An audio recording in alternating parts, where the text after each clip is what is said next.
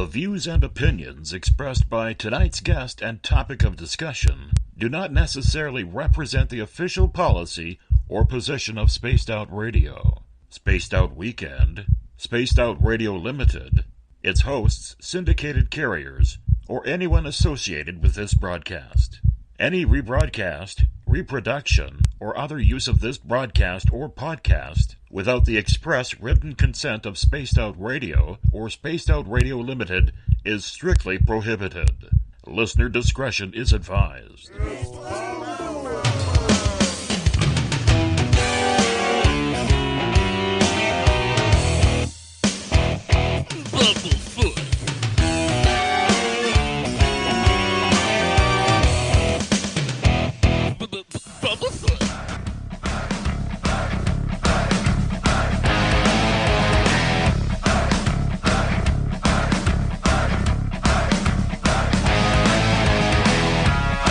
Are you experienced? Stop right there!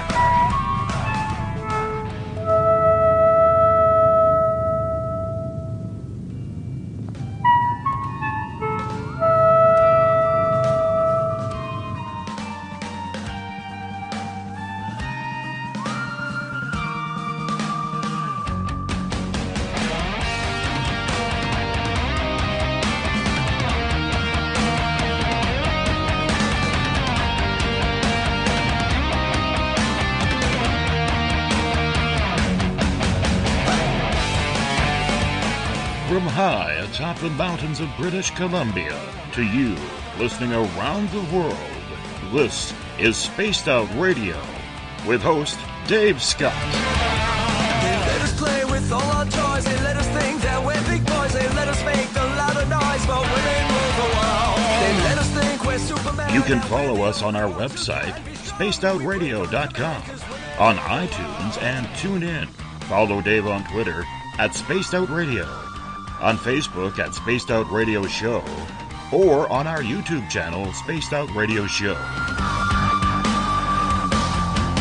try to act so cool, but you know I'm just a fool for you. I will stop till I reach the top just to be there with you. Dave, oh Dave, are you playing with Bigfoot and aliens again? Dad, you gotta stop haunting the ghosts. It's scaring them. All right, seriously, put down the pointy sticks. Oh, the deeper I fall. Okay! Game on! Game on! Game on!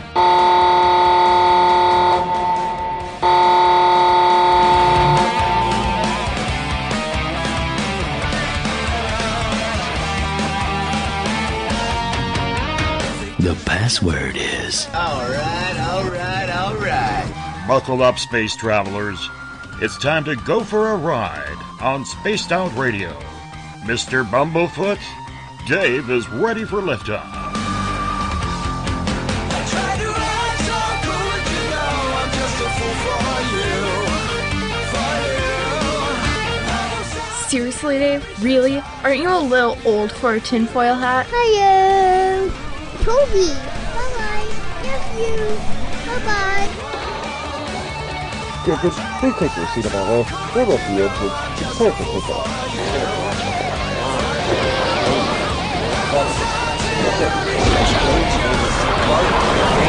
Start. 2, 1. Boost the ignition and lift off. I'm such a lucky guy, 'cause after all this time, it's like the deeper I go, the deeper I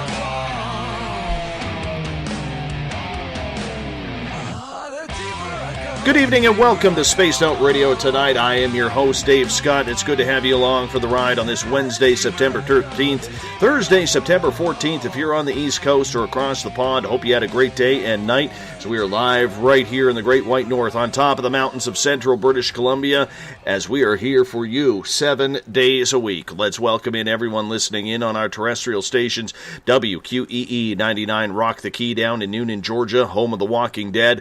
We are live as well on the United Public Radio Network on 107.7 FM in New Orleans and over 160 countries around the world. We're also live on spacedoutradio.com, Spreaker, KTLK, The Fringe FM, Renegade Talk Radio out of Las Vegas, the High Plains Talk Radio Network, and if you're listening in on Revolution Radio, remember the Double R Machine is a donation station financed by you, the valued listener. Head on over to freedomslips.com and donate today.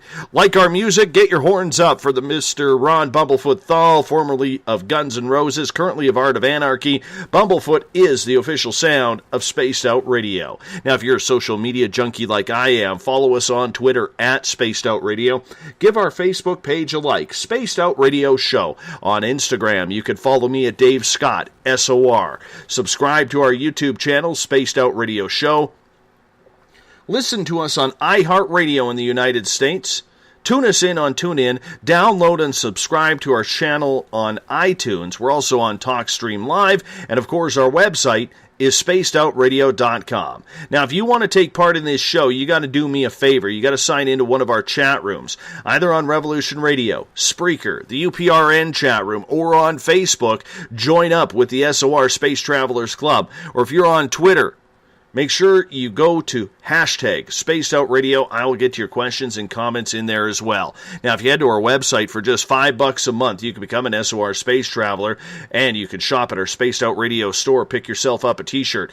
Join the encounter online, reading about everything paranormal, courtesy of our editors Eric Markham and Everett Thiemer. Check out my latest blog there as well, and if you've had an experience you can't explain, fill out an SOR Sightlines report. We also got great video footage from Tim Doyle from UFO Seekers and Leslie Mitchell-Clark's Contact TV.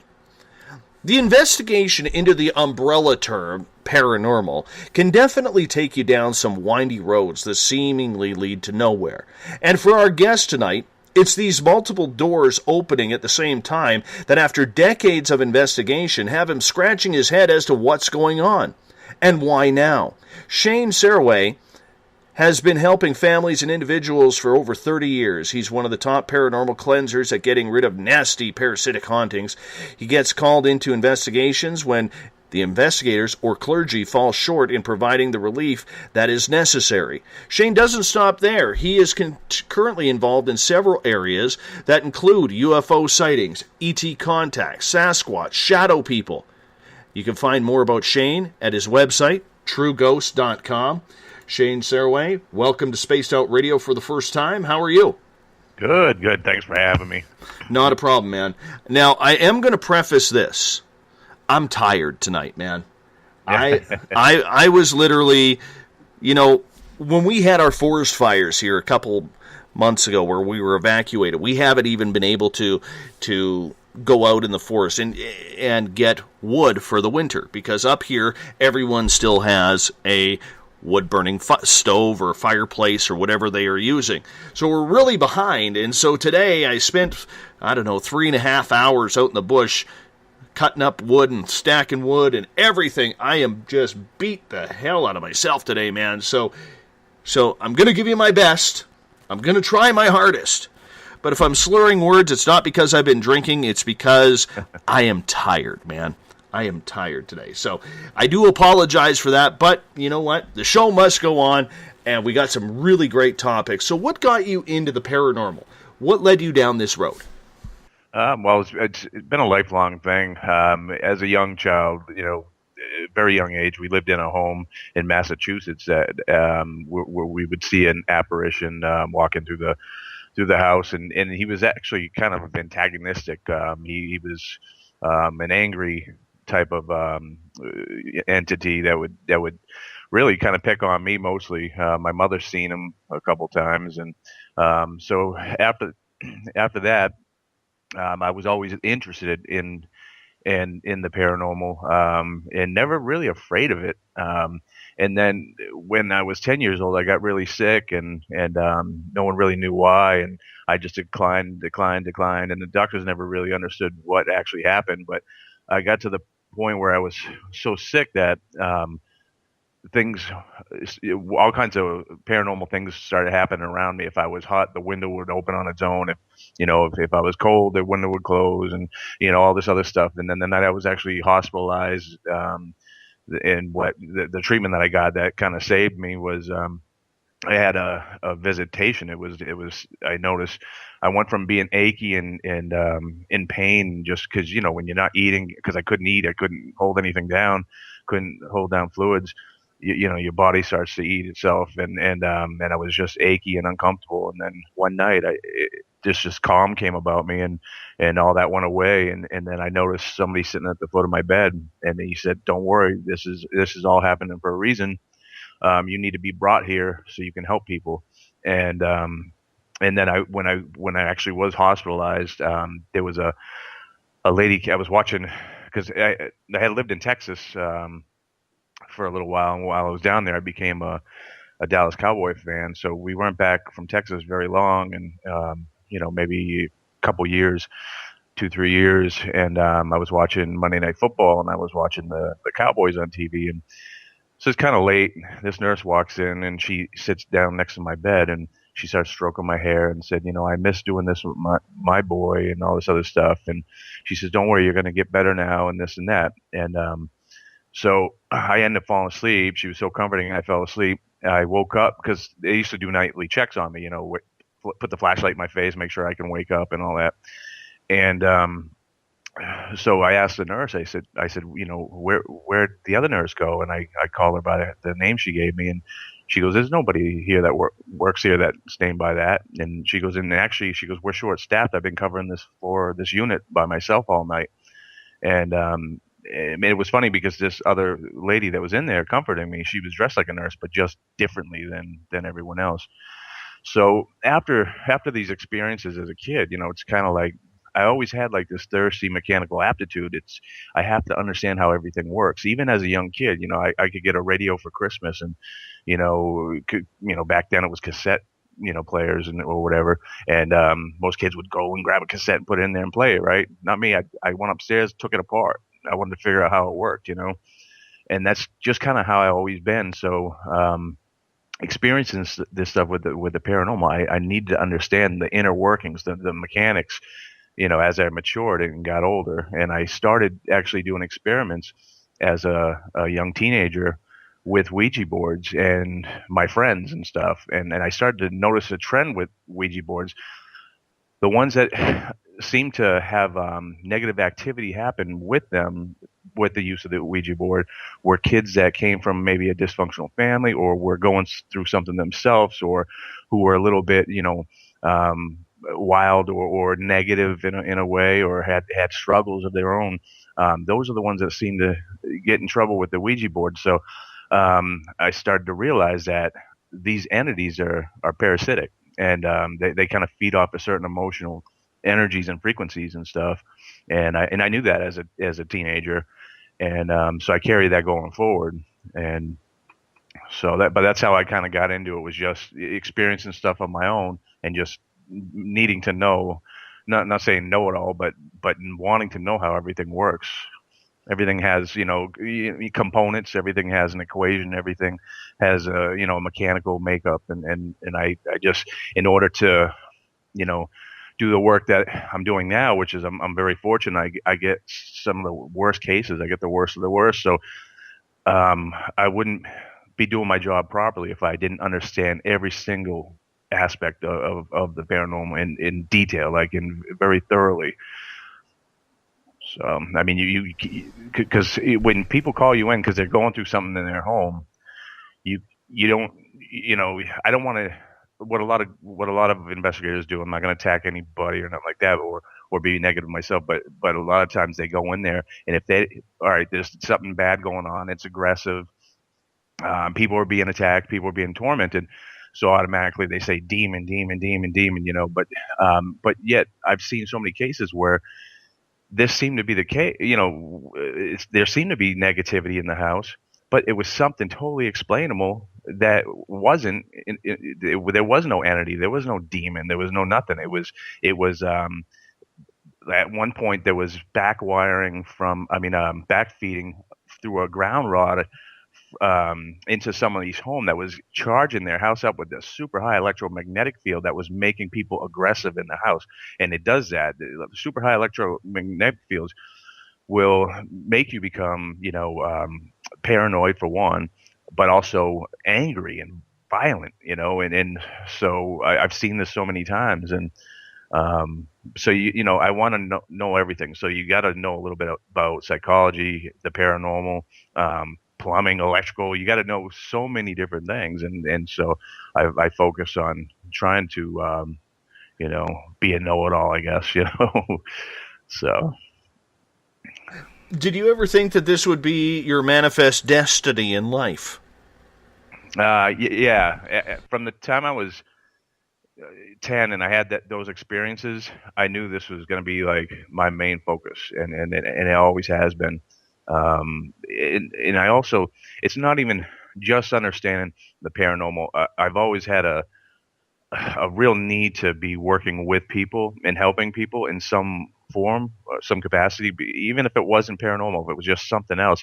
I'm just not happy if I'm not helping people. So I need to be like interacting with people, and this is perfect because it's a talent that I have in the paranormal, and I can use that to also satisfy my need to help people and work with people.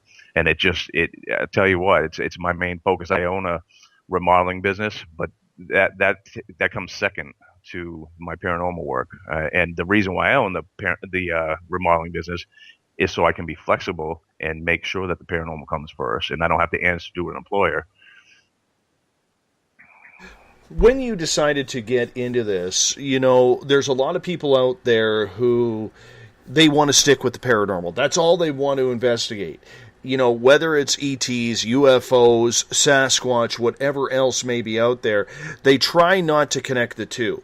At what point in your 30 years that you have been doing this, Shane, did you start to make the connection that possibly there was some sort of, well, lack of a better term to use it again, connection between all of the groups under the paranormal umbrella? Yeah, there definitely is. And what I started to realize was in the event, this might be a long answer, but in order for me to do it properly, I'll elaborate. But now, everyone categorizes hauntings in two different ways. They say it's either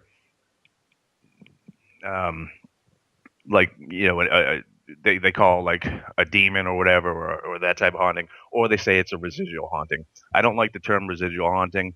There's no way in the world your home is a DVR. Some people, they want to grasp onto that concept, but it absolutely cannot happen.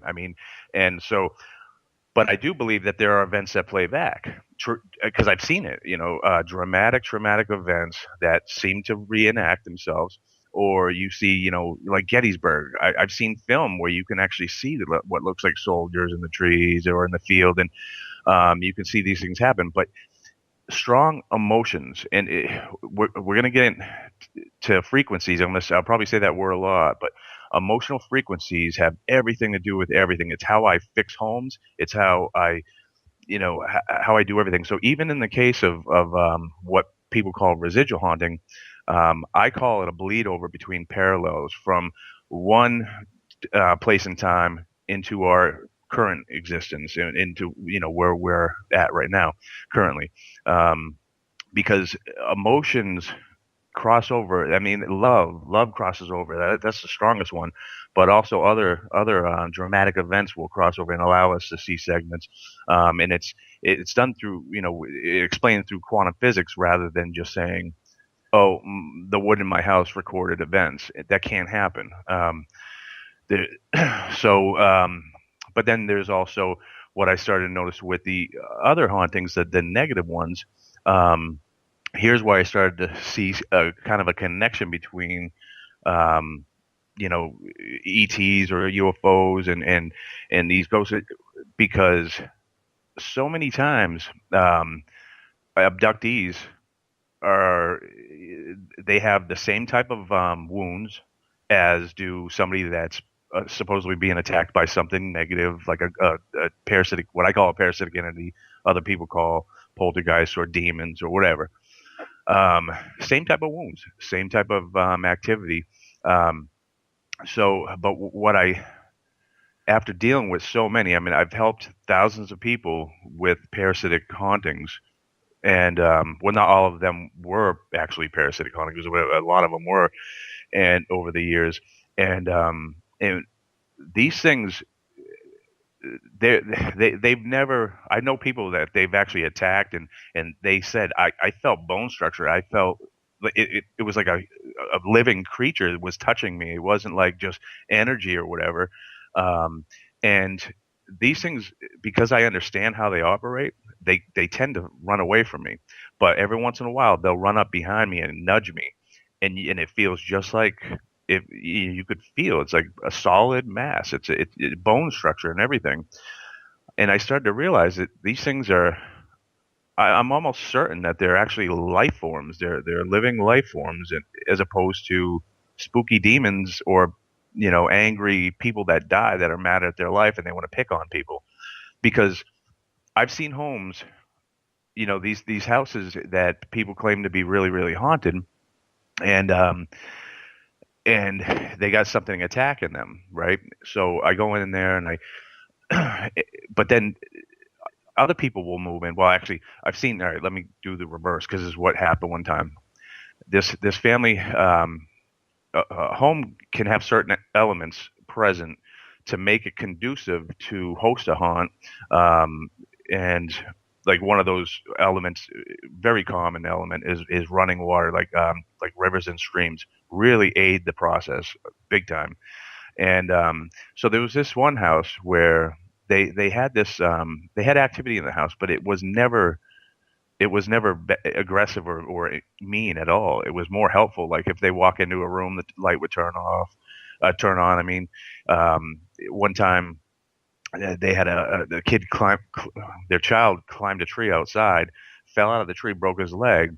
He couldn't walk, but his mother's in the laundry room. She's got the washer and dryer going. She can't hear nothing. She turns around, and in the doorway, her kid was sitting on his behind, holding his leg. And she said, "What happened?" I fell out of a tree, and the nice lady carried me in, but there was no lady. There was, I mean, that she could see. She looked around, there was nobody there. So I investigated. They just wanted me to go in there and kind of confirm their story or whatever, and so I did that. Well, years later, they moved out. A new family moved in. This new family that moved in was dysfunctional. They had a negative environment. Now that changed this home, because so this tells me, like, this told me, wait, this is a long, long time ago, where, all right, this dysfunctional family moves in. Now the haunt is different. Now it's not nice, and it's angry. This house is being torn apart. People are being attacked. And it was the environment that people were maintaining inside their home that dictated the personality of the haunt, what was coming through that open door, to lack of or a term that most people are familiar with. But it was this house that was it was conducive. It was able to host any type of haunt. So we dictate what comes through that open door. You had a loving family, it was a loving haunt. You had a dysfunctional family, and it was nasty. And so that's when I started to realize that our emotional frequencies is what kind of dictates what's going to come through. And so if what I pinpointed long time ago was there's three types of things that these parasitic entities, other people call demons or poltergeists or whatever. I call parasitic entities because I name them off their personality. What three things that they really need? They need one or all, and if they get one, then eventually they will get all three. And they need you to fear them. They need you to give them attention, and they need negativity, like a negative, lowered emotional frequency from you. And so if a lot of these haunts will start off like, something will slide across the table. And, if the person doesn't go, oh, whoa, whoa, and get all scared and freaked out, then they'll go a different route. And they do this to try to stimulate you. They'll do anything they can to get one of those three things. So so often they appear as a little young child, a little 7-year-old girl in a blue dress, or a little boy running through your kitchen, or whatever. And they do that because if that's going to get you to pay attention to them. Now you're going to start talking to little Sally or little Jonathan, and hey, Jonathan, hey, buddy, we're going to work now. We'll be back later. Once you start giving something attention, you get given energy. It's like, if you're standing at a store sometime, or at a mall, or wherever, and you get that feeling like you're being watched, and you look over and somebody's staring at you. It's the same thing. If you give something attention, you're given the energy, and we pick up on that. And these things do too. And so they need that from you. And so I take when I deal with these houses and stuff, these hauntings, I manipulate those emotional frequencies, those types of situations. So like, as far as like the attention goes, I like to explain it this way. If you're on the phone, with a friend, say, and you're having a conversation, and your child comes up to you and tugs at your pant leg and mommy, mommy, mommy, or daddy, daddy, daddy, and if you just stop your conversation and say, what, honey, then they're going to do it all the time. They're going to interrupt you whenever they want, and more and more and more. But if you gesture them to wait, you finish your conversation, then that kid is going to either learn to wait, or they're going to go play somewhere else. And these parasitic entities are the same thing. If you cut them off from attention, you don't pay attention to them when something happens, and you don't feed them in that regard, they'll go play somewhere else. So it's that's when I started to realize that it's not the house that's usually haunted. It's most often the person. In the case of negative haunts, there are the haunts that, like I said, have had dramatic events that seem to bleed over from one parallel to ours. But in the event that there's an intelligent negative haunt, it's almost always the person being haunted, not the home. Because I've done homes that were brand new that nobody lived in before. I have a question for you in regards to investigation. My neighbor approached me the other day because he knows I'm into this, and a lot of times his wife will not come over to my house because she knows our house has weird things that happen here, but it's all in fun. She does actually come over, but she won't come on my paranormal tour that I do. And he approached me the other day and says, I have an issue in my house. And I said, what is that? And I've never heard of this before because I don't consider myself a paranormal investigator. I consider myself more of a journalist. I consider myself an experiencer who has some pretty cool things that happen. And what happened was he told me that his brother-in-law was over about a week ago and saw my friend's son walk down the hallway to his bedroom. The problem was the son was upstairs in the house. So now we have a doppelganger type effect. Mm-hmm. Have you ever dealt with one of those? And if so, how? Yes. And these are tactics that are used commonly by these parasites. Now, like I said, there could be nothing going on in your house, but every once in a while something will pop in. My oldest daughter is actually dealing with this right now. Every once in a while something will pop in and try to see if they can get somebody to bite. Get one of those emotional frequencies to be where they need it in order for them to interact with us. It's kind of like a two-way radio. You need to get you on the same frequency as them so they can mess with you.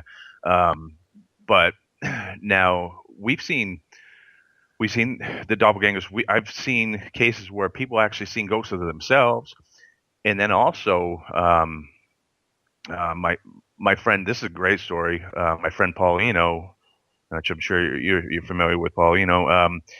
He was doing a case in Maine where what was it?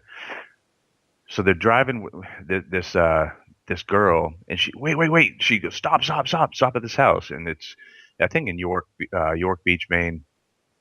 And she goes, I know this house, and he said, oh yeah, and she's like, yeah. She was so compelled. She's like, I know this house. I dream about it all the time. And she goes, I need to go to this house. And she was so compelled. She went up and she knocked on the door. And so the lady comes to the door. Her jaw drops, and she just. And she just. What happened there? Did we lose you, Shane? Did you hit mute on your mic? Oh, we're trying to get Shane back here. Apparently, 1 second here. Skype doing its thing again. Gotta love it. We're going to call Shane right back here. Give me 2 seconds here, and we'll get him back going. It was right in the middle of a good story, too. Right in the middle of a good story. Always bugs me. Why does Skype always drop out? Right in the middle of a good story. This is what drives me nuts. This is why, people, we are efforting to get a proper studio. So this kind of garbage doesn't happen anymore.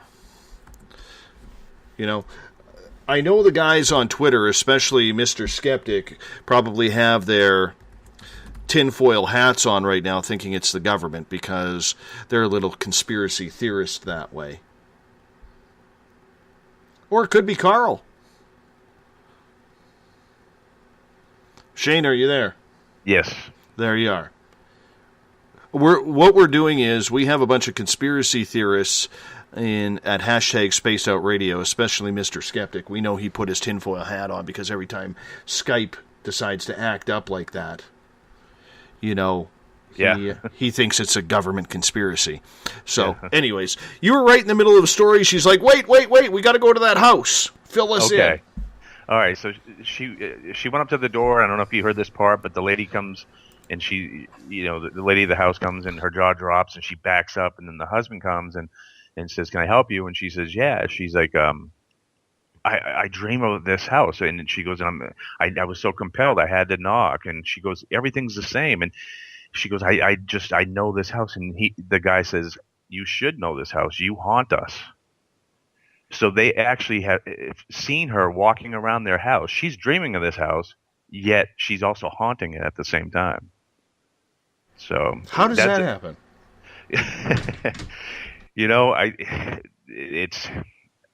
There's one thing I won't do. There's a lot that I do know about the paranormal, but there's things that we just don't have answers for. So until I can say without a shadow of a doubt, I don't speculate. I keep an open mind. But I do know intent and emotion has so much to do with all of it, and maybe it's that intent. But it's bizarre that she would dream of a house she's never been in, but at the same time they're seeing that apparition. So there has to be some connection. And what was weird was once she went to the house, it's like something collapsed and it broke that connection between the two of them because it never happened again.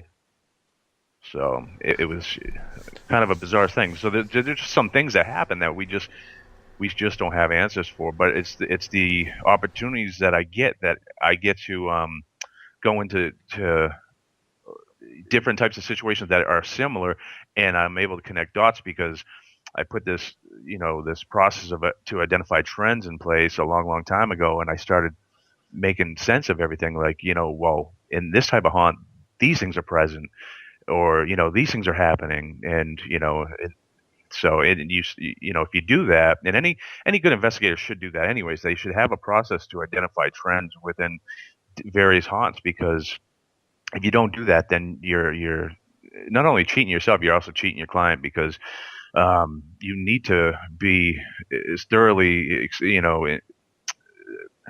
as thorough with your understanding as possible, and that's the way you go. That's the way you should go about getting there. Since there's no textbook way. I mean, the people that were popular when I was a child, when I was younger, when I had the interest, have always strongly disagreed with their tactics and their theories, and I do more so today based on my findings, and so. I just threw all that stuff away when I started doing my work, and I decided to unlearn everything I thought I knew and just start it with an open, a blank canvas and just have that process to identify different trends and make sense of them on my own. So, but yeah, there's a lot of fun. It's a lot of interesting stuff. I mean, we see a lot of horrific things too, but it's exciting. I'm curious to get your opinion on something. Over the last few days, we've been having a little bit of a debate, both on social media and on this show, about a photograph that was taken at one of our ghost hunts that we do at the local museum. And I'm going to be sending you this photo right now on Facebook. Was that the one on the staircase? Yes, the one on the staircase. Yeah, exactly. I saw it. Yeah. Exactly. The question that I have in regards to that isn't so much about the photo, but it's more along the lines of the comments a lot of people were making. Because I understand there's going to be people who are critical, there's going to be people who are skeptical, there's going to be non-believers, there's going to be people making all sorts of accusations the minute you get that evidence out there. And I'm wondering what your thoughts are in regards to not the photo, but the fact that this field has become so credible, with everybody becoming a so-called expert of what is real and what is fake. How are we able to define any good evidence anymore publicly? Yeah, I mean, it's crazy. I mean, back when these paranormal shows started, on TV, when it got really popular, I had been doing this for so long, and then next thing you know, there's all kinds of websites and all these groups, and they're all using abbreviated things, copying other groups, and and now all of a sudden everyone's paranormal investigators, and it was scary to me because you just can't watch a TV show, especially a TV show that doesn't know what they're doing, and use them as a template and go into a family's home where their 4-year-old son is being ripped out of bed at night and say, I can help you. Because I've been in after so many groups, they made it worse because they just didn't understand what was going on. They go in there and they're like, yeah, you got a demon, and they scare the hell out of the people, and it makes it worse. You have to have a thorough understanding of what's going on, and involving or introducing more fear to the situation is horrible. But as far as I think the skepticism, is really strong right now in all the fields, actually, because there are so many other groups out there that think they know what they're doing, and they're really kind of hurting the credibility of the actual work, the ones that do have a good understanding of what's going on, the ones that are able to actually help people and have been successfully doing so. But because there's so many other people, just like I said, using these shows as a template, and it's extremely bothersome to me because, I can tell you right now, I have gone in after a lot of famous groups. I won't name which. I've gone in after a lot of other paranormal groups and investigators, demonologists, famous demonologists, and a ton of clergy. And even the clergy they're not trained to really deal with these types of haunts. Because if they were, then it would work every time, but it doesn't work every time. It only works when their tactics have an effect on the people that are being afflicted. If it doesn't have an effect on them and their emotional being, then it doesn't have an effect on the haunt. You have to, because it's a like I said, it's like a two-way radio. we have to be in a certain emotional state of being. And if we're not there, they'll try to get us there, these parasitic entities. But if the religion or the tactics from different spiritual, techniques or whatever don't have an effect on the afflicted and bring them to a better place emotionally, then it doesn't work. It never works. And so that's I came to that understanding when I saw so many different people using these same tactics, whether it's smudging or holy water or whatever. When I saw it wasn't working all the time, very rarely, actually, a small percentage did it work. It worked when it had a effect on the people in a positive manner, when they really had faith and they really believed in that, and it helped them to be less fearful. And that's when it worked. But otherwise, it didn't work. And that's when I started to realize it was our emotional state of being that connects us to these things. And I don't know if I walked away from your question, so. But it comes down to the skepticism at all. I mean, I'm all about skepticism. I'm all about questioning things. But at some point, you have to take someone's word for it. And it's funny because I was talking to a couple people about it, Everett Thiemer and Eric Markham, about this just last night, and even off the air. Through the comments that were made over that photo, I can tell who has never listened to my show. As weird as that sounds. Because if they listened to this show, they would know that I've never pulled the wool over our audience's eyes. They would know that I don't post things that are not credible. You know what I'm saying? Yeah. I think skepticism is healthy, but it's the ones that do it with a vengeance, and they're not open-minded at all, because they're saying, it's okay to say, like, all right, well, it's kind of inconclusive, because I have a scientific mind. I'm sensitive, and I'm spiritual, but I'm also I need to approach everything at a scientific level, and even the spiritual in stuff has a scientific equation. Everything does, and it's the ones that dismiss that and say, well, if they don't understand it, then it's just all spiritual. And it doesn't have to be explained by science, but that's bullcrap, because everything can be explained through science. Everything has a scientific equation. We may not understand, how to get there yet, but we need to keep an open mind and entertain all possibilities, because if we don't do that, then we're never going to learn. Or if we're locked down to our one theory, like, like these extreme skeptics. Sorry, I'm tired too. Then how can they learn? How can they grow? How can they understand further? They're already locked down to. So, I mean,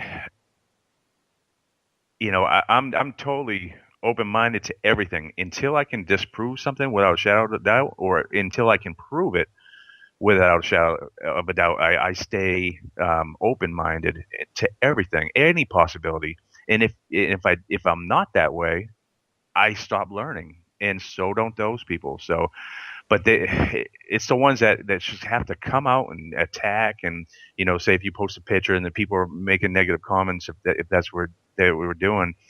I mean, there's no need of that. I mean, I did a lecture one time, and it was for a fundraiser. It was at like some organization. I won't say the name of it, but it was in Connecticut and in the United States, and they asked me, hey, will you come speak at this, at our function to raise money, and we'll give you like a prime rib dinner. All the proceeds are going to go to this fundraiser. I said, sure.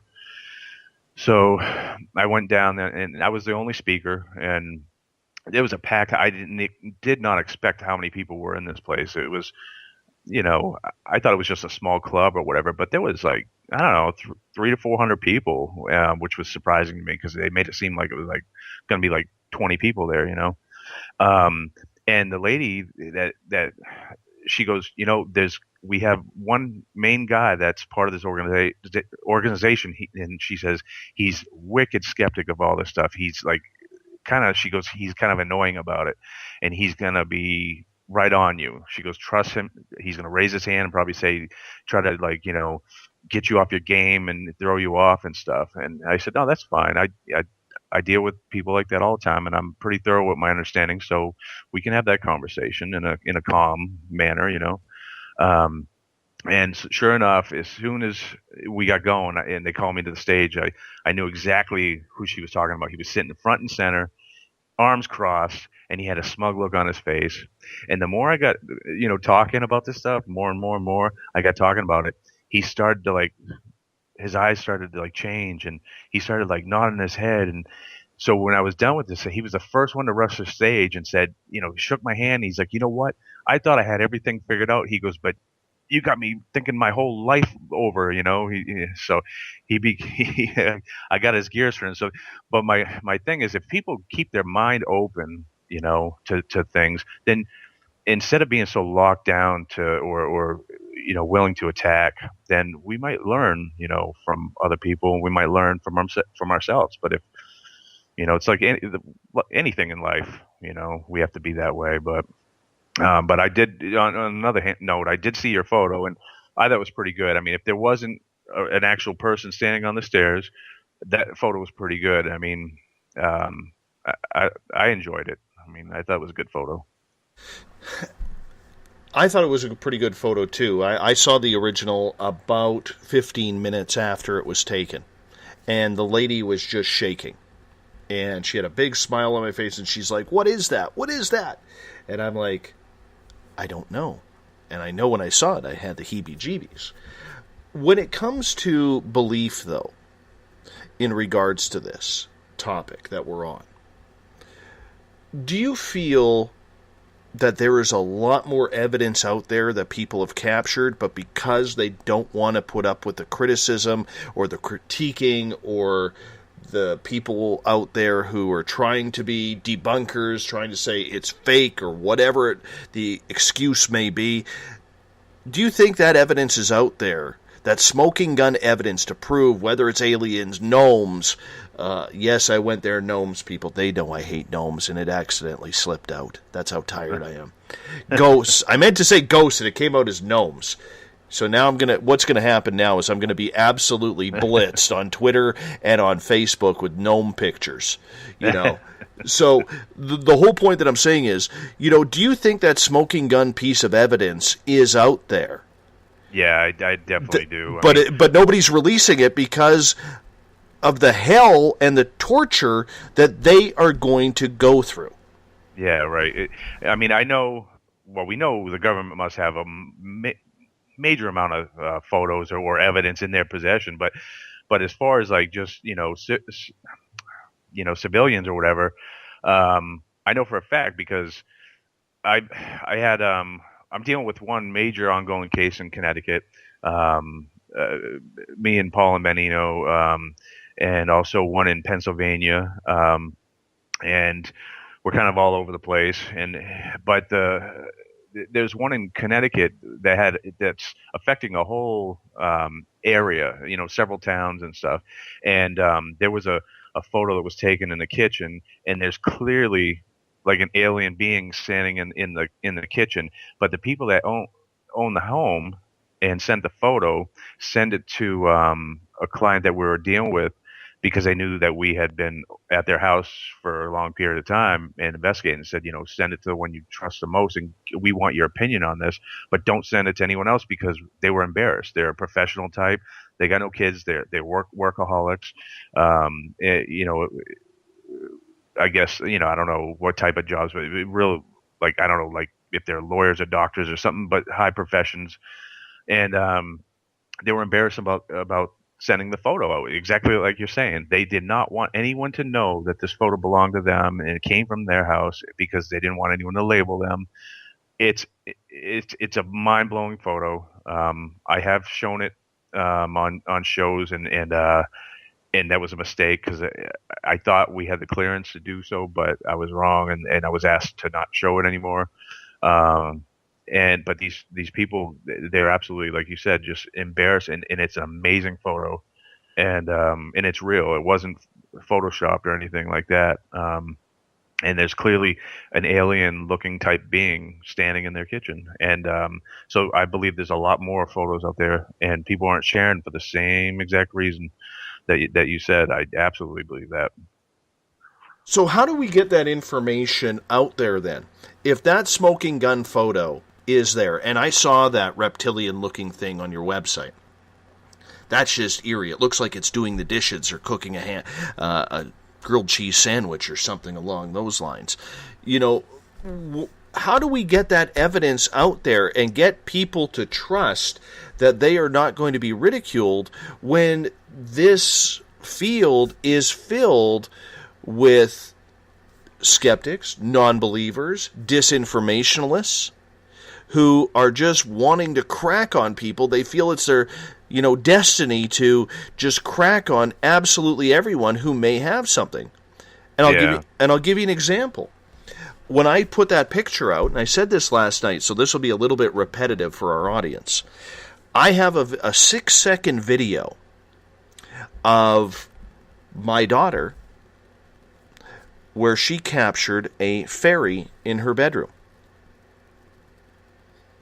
And I will not release it. Number one, I don't know how to use Photoshop, so I can't pixelate her face or anything like that. Number two, everybody who will view that video will say it looks like a fly or a bug. Mm-hmm. They won't understand the circumstances that in Canada, in the northern part of Canada or central part of Canada, in February, where there's 2+ feet of snow outside, bugs, and it's, about minus 26 degrees Celsius, and that would be equal out to about -4, -5 Fahrenheit, there are no bugs. Right. There are no bugs. Exactly. And my daughter, since we moved up here, in chatting with her numerous times about it, she's been surrounded by fairies since we moved up here. So I would love to release it because I think it's a cool vid.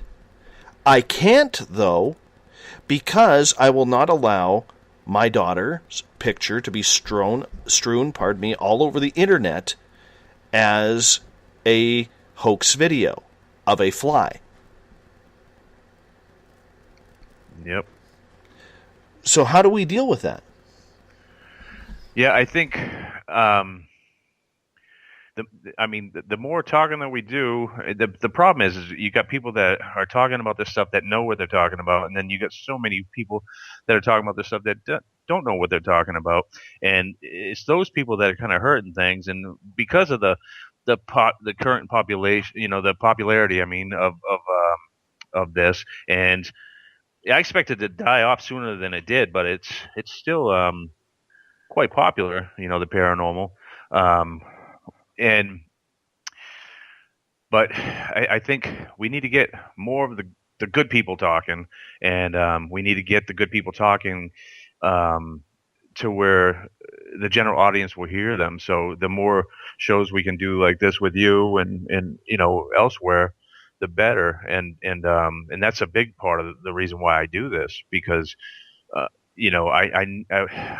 don't do it for fame and fortune, obviously. I've always done all the shows and stuff like that. I've turned down 3 major opportunities for my own TV show because if they weren't going to give me like producer rights, to let me say what gets put out and let me have say in what gets put out, then you're not going to represent me. You're not going to make it look, because all these shows, a lot of these shows I know are fake because the producers have told me that, I won't say what shows, but they if nothing happens during investigations, they will alter things to make it look more exciting, and it's for ratings and stuff like that. So as soon as they tell me that, I'm like, well, I'm all set then, because I don't, unless you're going to let me, because I can show you things that you can't write, and so I don't do this for fame and fortune. When I do the shows, radio, whatever, or interviews or lectures, it's all just for exposure, so people kind of know that there's people like me out there that can help them, and not some of these jokers that are just in it for the fame of the fortune, or some of the more famous groups that will go into your house and antagonize just to get good evidence so that they can get popular. They can have something to show the world. Look what I got. I'm great, at the expense of the client. And I would never do that. And so I do as much radio and as much things, all these shows that I do, and that's what it's for. It's to get the exposure out there, and I think we need more of that. But unfortunately, there's so many people out there that are just doing it for the wrong reasons, and they're making matters worse. And so it's kind of hard. It's kind of hard to change these skeptics' minds. It's kind of hard to get people to open up about, get serious about it, because this stuff is real. It's happening. I mean, there's things that are happening that are just below your mind, and So, but it's hard. Yeah, and it's hard to be taken serious, when you tell these stories, and I had a situation happen here on my own property, which I'm sure we'll talk about tonight, and my own mother,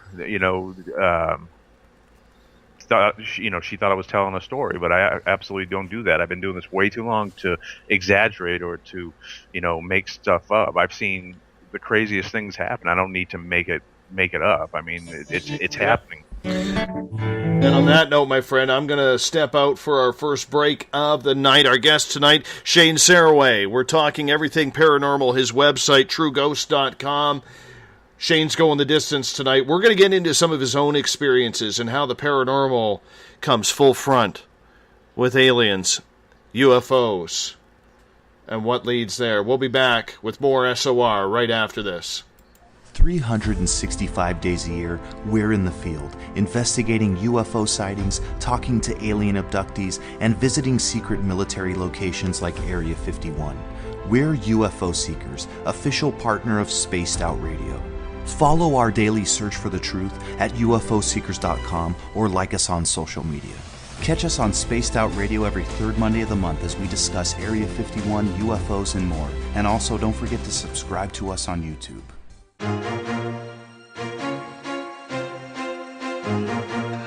From coast to coast to coast, Blacklight Uncharted is taking on the paranormal across Canada. From ghostly hauntings to the UFOs flying above in conjunction with MUFON Canada, we're closely investigating what's going on in the northern skies and checking out the apparitions that walk among us. Check out our videos right here at spacedoutradio.com. We want to know your thoughts, we want to hear your experiences, and we want you to share your stories. The answers are out there, and we intend to find them. Would you like to become one of our space travelers? All you have to do is click on the Space Travelers icon at spacedoutradio.com. For only $5 a month, you can get access to some great prizes, as well as private monthly shows, newsletters, and a members-only section on our website. Become a space traveler today. It's paranormal news at its finest. Welcome to The Encounter. At spacedoutradio.com, The Encounter online is SOR's trusted news source for everything weird and strange going on around the world. This is news editor Eric Markham. Our team of journalists are scouring the planet for those strange stories that rarely make the mainstream. No fear-mongering or fake news here. Head over to spacedoutradio.com and encounter The Encounter. Want to learn more about aliens, cover-ups, conspiracies, cryptids, and the paranormal? All you have to do is tune in S4 as we take over Spaced Out Radio Night, starting at midnight Pacific, 3 a.m. Eastern, each and every Saturday night, right after Spaced Out Saturdays. Hi there, this is Eric Cooper from Forest Moon Paranormal. Join me, Corey Ruiz, and friends as we discuss the hot topics of the night. It's fun, entertaining, and as dark as the night. Find us at spacedoutradio.com.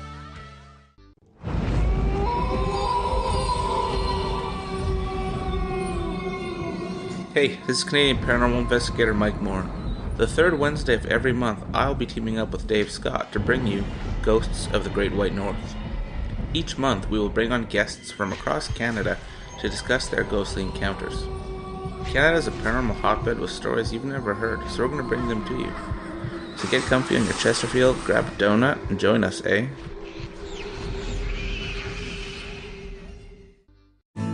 Are you an experiencer? Have you had run-ins with strange creatures you can't explain? ETs, Dogman, Bigfoot, werewolves?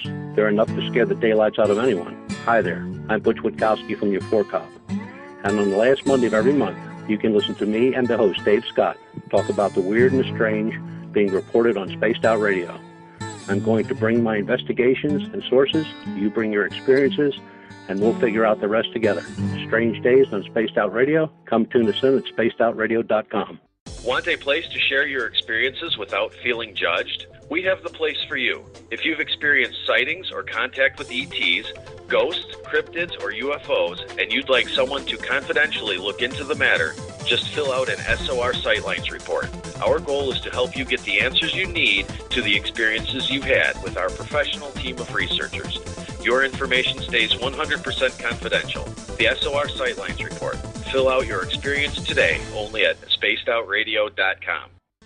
Psychic Sundays, spiritual communication, ET contact, Sasquatch in your backyard. We will have it all on Cosmic Passport with me, Elizabeth Anglin. Each Sunday, starting at 9 p.m. Pacific, midnight Eastern, at spacedoutradio.com, I will take you on a journey of enlightenment. The goal is learning from the soul on out.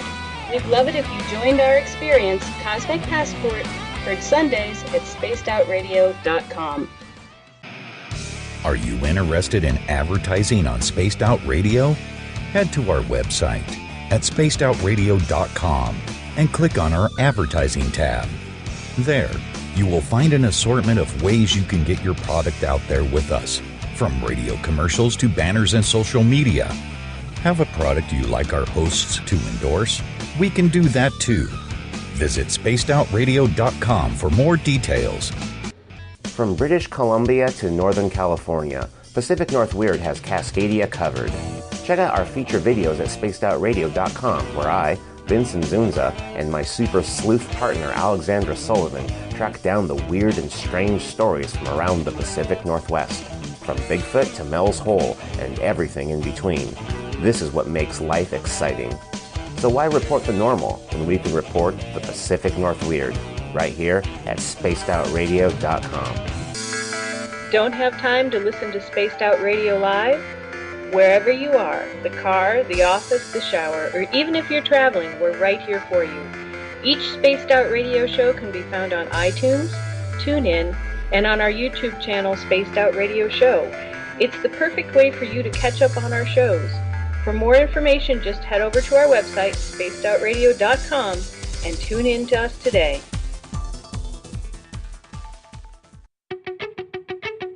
Welcome to Spaced Out Saturdays with me, Dave Cruz from Beyond the Strange. Our weekly feature on spacedoutradio.com will take you around the world discussing everything from the paranormal to the latest conspiracies from the top guests in their fields. We won't leave any story uncovered. Spaced Out Saturdays at spacedoutradio.com starting 9 p.m. Pacific, midnight Eastern. The views and opinions expressed by tonight's guest and topic of discussion do not necessarily represent the official policy or position of Spaced Out Radio, Spaced Out Weekend, Spaced Out Radio Limited, its hosts, syndicated carriers, or anyone associated with this broadcast. Would you like to connect with us? Head to spacedoutradio.com for all your latest show info. And hit us up on Twitter using the hashtag SpacedOutRadio. Now, back to Dave Scott and SOR. Welcome back to the second hour of Spaced Out Radio. Tonight, I am your host, Dave Scott. Good to have you with us. I'll tell you, tomorrow night's going to be a good show. We got Grant Cameron coming on. He's going to talk about his new book, Charlie Red Star. This is what got him started on the hunt for UFOs. We go at 9 p.m. Pacific, midnight Eastern Time at spacedoutradio.com. We want to welcome in everyone listening in on WQEE 99 Rock the Key down in Noonan, Georgia, home of The Walking Dead. We are live as well on the United Public Radio Network on 107.7 FM in New Orleans and over 160 countries around the world. Great to have you with us as well. We are also live on KTLK, The Fringe FM, Renegade Talk Radio out of Las Vegas, and if you're listening in on Revolution Radio, remember the Double R Machine is a donation station financed by you, the valued listener. Head on over to freedomslips.com and donate today. Bill Cardwell has set the password for tonight in the SOR Space Travelers Club. Cocoraphilophobia. Cocoraphilophobia is your password. Bill, I think we've had this one before, but that is your password for the night. Bill sets a password each and every night right here on the mighty SOR. Now, if you want to follow us on social media, you can do so on Twitter at Spaced Out Radio. Use the hashtag Spaced Out Radio. If you want to connect with me live during the show as well, you can give our Facebook page a like, Spaced Out Radio Show. You can also join us in our live chat on Facebook at the SOR Space Travelers Club. Just sign up for the group. We'll let you in, and you can come on in and chat. We're also on Instagram, Dave Scott, SOR. You can listen to us on iHeartRadio in the United States, TalkStream Live, TuneIn, and you can download and subscribe to our shows on iTunes. Our website is spacedoutradio.com, where we have a plethora of features for you, including joining the SOR Space Travelers Club for $5 a month. You can rock out to some Bumblefoot. You can shop at our Spaced Out Radio store, read up on the encounter online, and check out some great videos by UFO seekers and Contact TV, everything at spacedoutradio.com. Tonight we are talking everything paranormal. And when I say paranormal, I mean it as an umbrella term, as Shane Sarway is with us tonight. His website, trueghost.com. He's been investigating the paranormal for over 30 years. Shane, welcome back. Well, great. Excellent. Now, before the break, we were talking about skepticism and everything, but now let's focus back on you. Lately, you've been having some very interesting experiences that have taken you out of the ghostly realm and put you into the extraterrestrial realm. What's going on with you? A good question. Well, not to mention that I got two cases. We'll talk about these cases too, but I got one in Pennsylvania, one in Connecticut that has everything going on. There's UFO sightings and Sasquatch sightings, and there's hauntings and stuff like that. But firstly, I'd like to talk about last July. My father was sick. He was living down in Florida, and we needed to move him up here. So we had to purchase a new home with a downstairs bedroom and stuff, so he couldn't do stairs and all that. So last, I think it was like July of 2016, we purchased a new house. Come September, now I'm working one town over. I own a remodeling business, but my main business is paranormal. So my vehicle is lettered with my paranormal business, not my remodeling business. But I'm at a local hardware store. And I get approached by a retired police officer he retired young. He started young as a police officer, did his 20 years, and he was still a young guy, in his 40s. But he was out walking his dog at around 2 in the morning, and he's thinking to himself, because he has a smaller dog, so he's looking down and says, "Man." He's telling himself like that the moon is awful bright tonight, and eventually he's like, this doesn't make sense. He looks up, and he says it wasn't the moon. There was something massive. He kept saying the word massive, massive, massive. A big white disc shape that was kind of out in the direction of like a couple towns over. We have a mountain called Mount Monadnock in this area, and it was out in kind of just to the side of that, which would have put it over to towns that we call Peterborough and Hancock. And so, but he says this thing was just huge, absolutely huge, taking up a big part of the sky, but he could tell it was far away, even though it was so big. And it was kind of like swaying back and forth. Now, this is a retired police officer, and I find them to be very credible because they don't like jump to conclusions. They're trained to look at what to describe exactly what they're looking at. And and it's swaying back and forth. And then he says the light went out, but he could still see the silhouette of it, the dark silhouette of it in the sky. It tilted to the side. He said sparkles fell from the bottom of it, and the thing took off at a high rate of speed.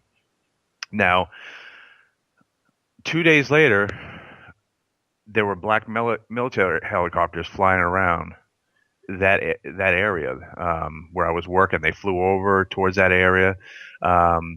Like a day or two after that, the very next day I saw more military helicopters, black ones. Then a couple days after that, there were 3 fighter jets that flew over our area. We never have low altitude flyovers, and these were cranking. I heard them from inside of a building I was in. I went outside and I could tell where they were at, but I couldn't see them because of the tree line. But they were like, I mean, it was so loud. They flew over Hancock, which is a couple towns over from where I was at, from the couple towns over from where this retired police officer saw this big giant UFO, and they flew, and it was on the news and everything. They dropped countermeasure flares over Hancock, which freaked out the whole town. And initially, the Massachusetts Air Reserve and the New Hampshire Air Reserve or Guard or whichever, but they all said that they were not in the area. And later, one of them retracted that statement and said that they were in the area, and that they had put out a notice that they were going to be doing the flyover. Now, looking at the records, they actually did put out a notice saying that they were going to do a flyover or a routine, but they did it 4 or 5 hours after this UFO was spotted over Jaffrey, New Hampshire. So that's not a coincidence to me at all. Now, this leads into my story too. But now, since that, the initial from the retired police officer, there's 2 companies in that town that stay open 24/7. It's a smaller kind of town, but there's two companies that stay open 24/7. I've since gotten between 20 and 30 other reports of that same sighting from that night by people that don't know each other, and they're all they're describing the same exact thing. So then it was like a day or so after. It's been some time now, so I'm losing track, but it was not that long after all this took place. I'm driving home one town over from where this took place. I'm driving home to a house that we've only been in for a couple months, and just there's this big hill. I wouldn't call it a mountain, but it's a big hill across the street from the street I live on, and there's a power line that run up through there that you can kind of see as you come down this knoll going towards my house, and I see this silver disc, and it's just stationary. And so I pull over, and I'm opening my component, and I'm looking for my cameras. I always had cameras nearby, and I'm trying to power this thing on, but without losing track of this thing. And next thing I know, I see another one come up from the foreground, and it comes, and it's next to the other one. And then I see one on the right, and it just blinks, just like a light switch, just boom, it just appears. Now there's 3 silver discs sitting side by side. They're the same size, equally spaced apart. And of course, this is how it works. And of course, listeners might be like, "Oh yeah, there you go." But just as I get the camera powered on, that one blinks out, the other one shoots off, and then the other one just disappears, too. So, but all my good cameras were in a case that was in the back, and then I have a camera that I use that I can just keep, and it takes a little time for it to turn on. It's a Canon, and it doesn't turn right on immediately. And but anyway, it was quite an interesting situation. So, anyways, shortly thereafter, it was months later that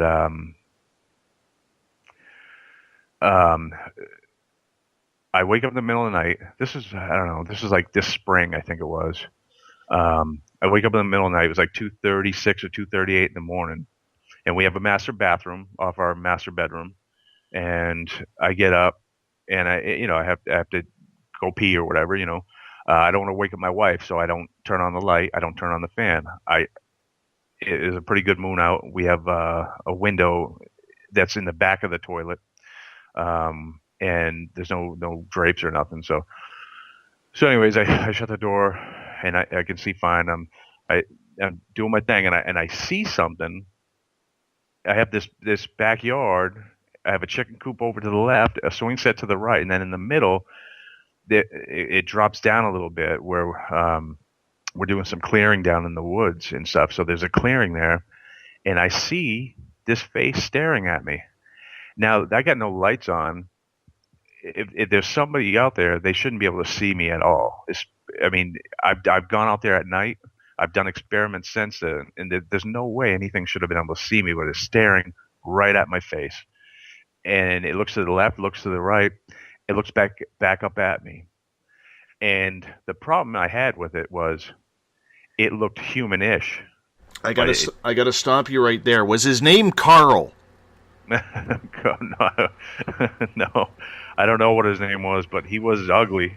Okay, because if you see a gray staring at your window, big eyes, big black eyes, big head, let me know, because that's Carl, man. And Carl owes me a flight. He owes me a flight. And him and I have a little bit of a riff going right now because he showed up at my window during this broadcast back in 2015. Oh, wow. Yes. That happened to me. If we get time, we'll talk about, because I had those experiences too. But this was not a gray. I don't know what this was, but it looked a lot like ironically, because it was after that photo of that kitchen one in Connecticut that you saw. It looked a lot like that. It had a rounded shaped head in the back, but the face was not like a gray. The eyes weren't like a gray. They were, I would say, more humanish, but it wasn't human. This thing wasn't human. And like, doing this work, I've seen some crazy things. So, I don't exaggerate. I don't make this stuff up. I don't need to. And it actually, I didn't even talk about this for a while, because it was my own account, and I want to make sure people take me serious. But this absolutely happened, and so I have guns, and I have a German Shepherd, and but I knew this thing wasn't a peeping Tom, and so I knew there was no. I wasn't going to go right out there at 2:30 something in the morning. I had to work the next day because I knew it would probably most likely be gone anyway by the time I got out there.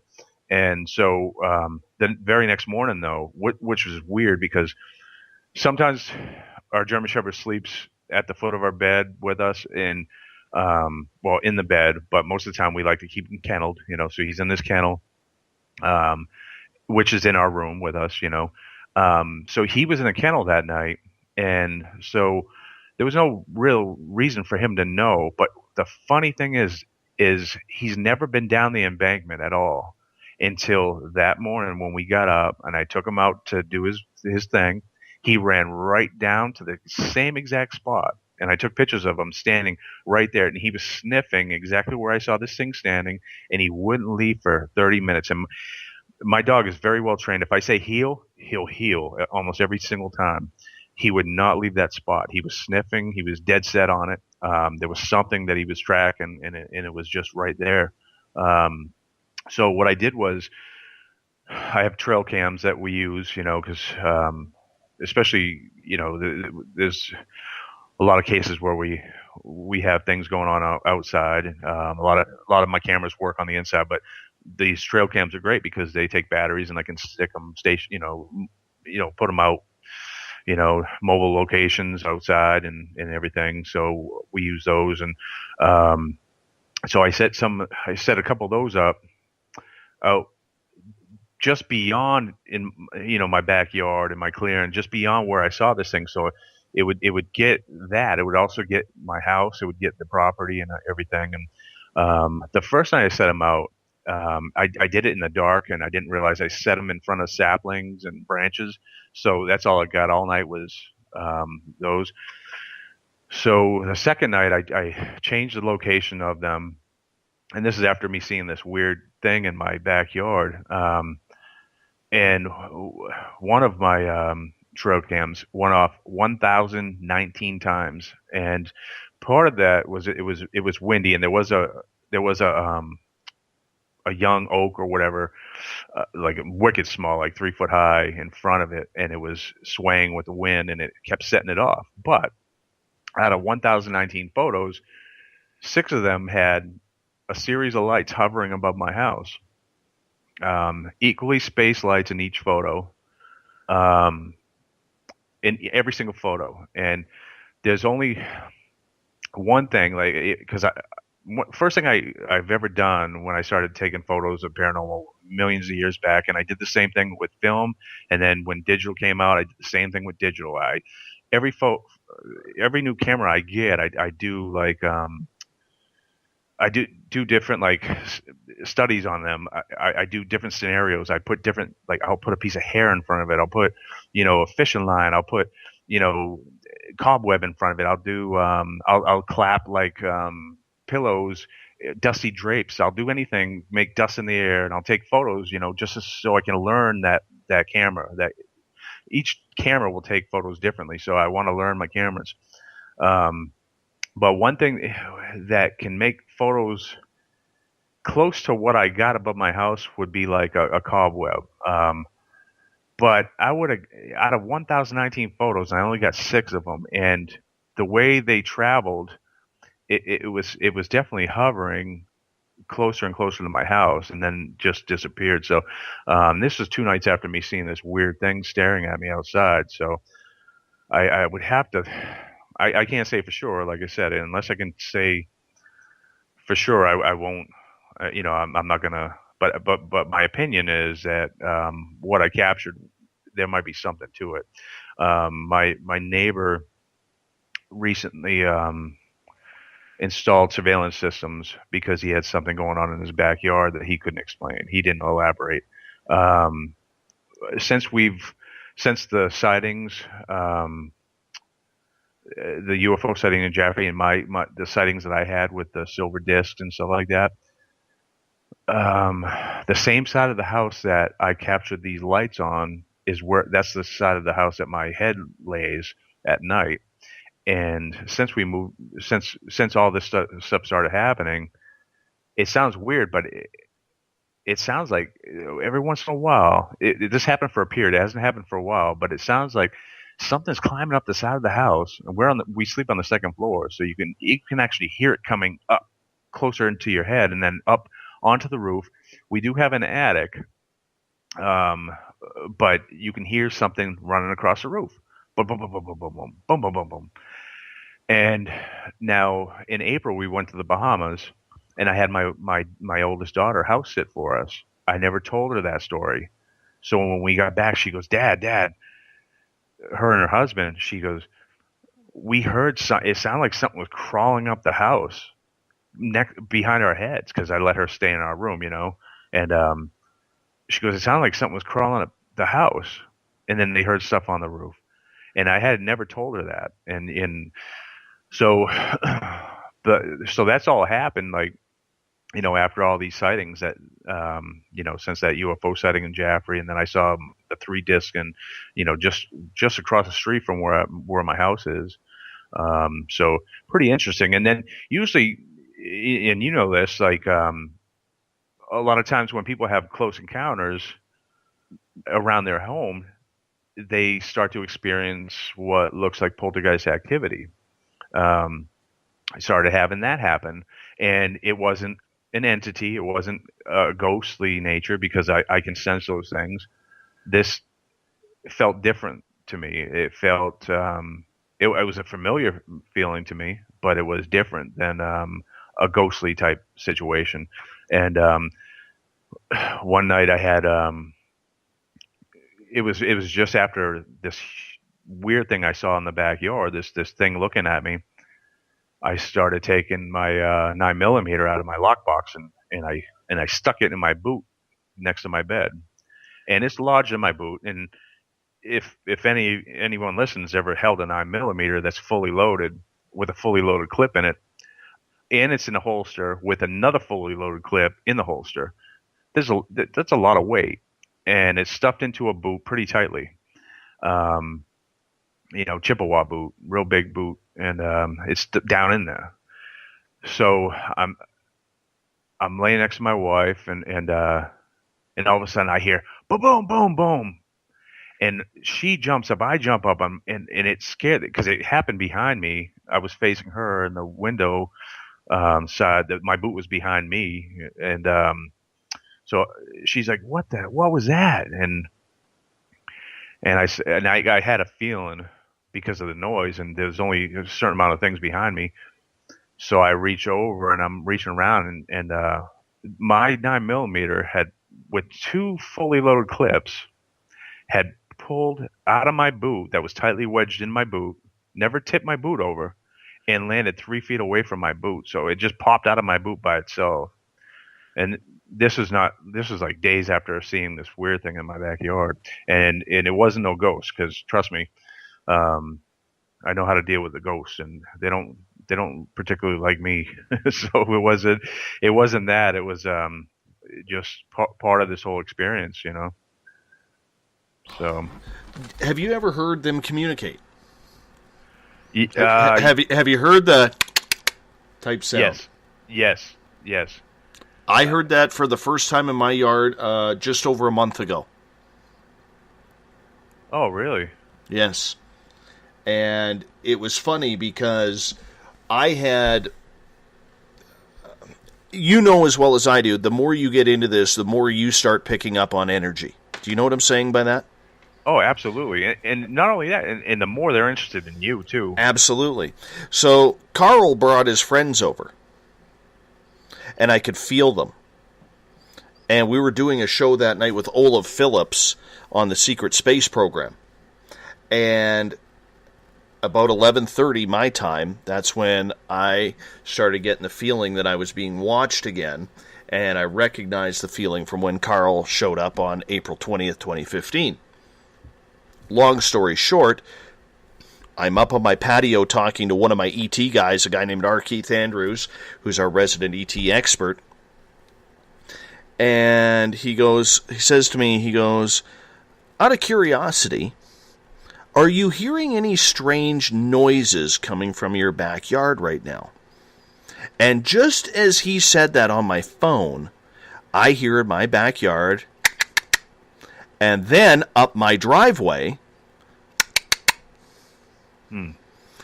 And I told him, he goes, that's not really what it sounds like. He goes, does it sound more like this? And he kind of did it deeper and everything. And I'm like, that's it. That's the sound. He goes, yeah. He goes, you got two in your backyard. He goes, you got one up your driveway, and they're communicating. I said, what's going on? And he's very intuitive. He says, they don't understand why you haven't ran into the house yet, and they're a little freaked out. So tell us about what you have heard. Well, now this is the first time I've done a lot of shows, and this is the first time I'll ever be talking about some of this stuff.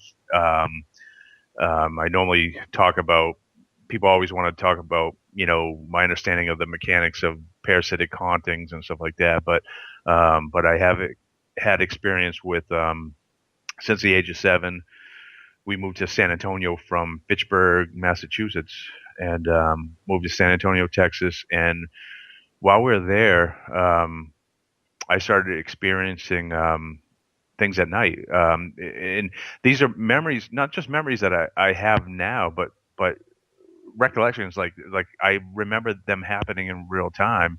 And now, as an adult, you kind of want to rationalize it, like, were they dreams? Were they this? But at 7 years old, the experiences that I had have carried over through my 20s, my 30s.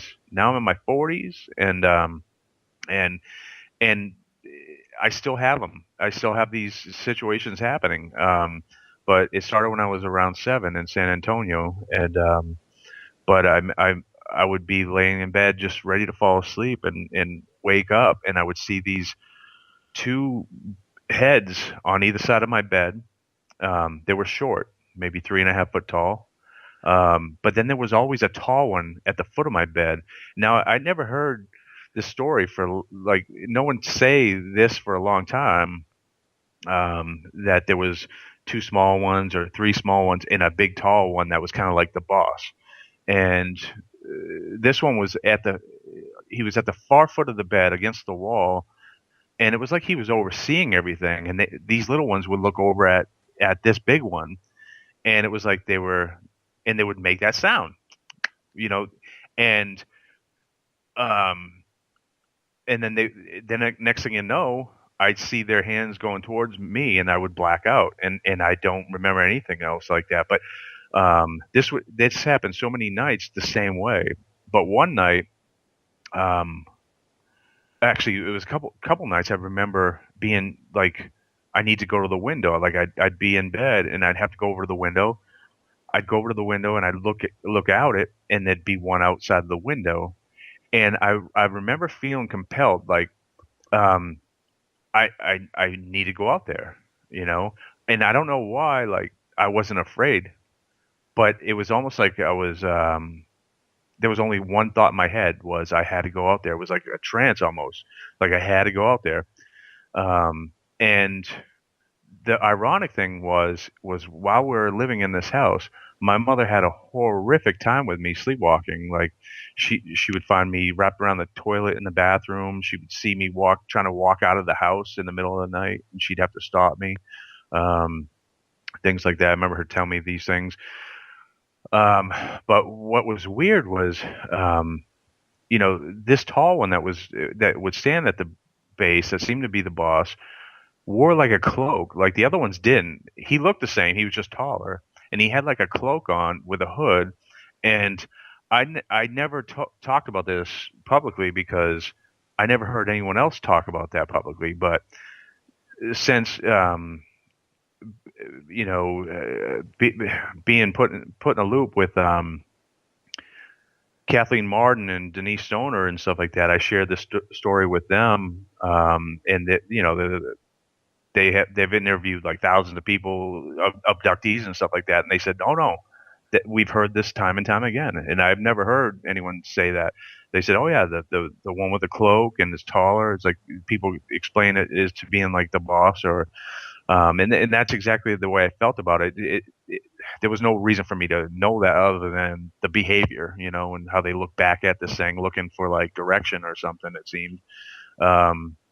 And that, that happened the whole time there. One time I can remember was, I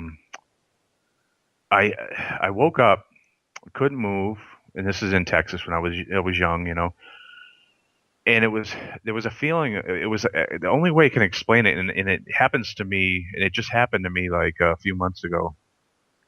A feeling of being pulled like by like a bungee or a vacuum. It's like a bungee vacuum feeling, where you get, it's faster and faster, and it's almost like a bungee type feeling.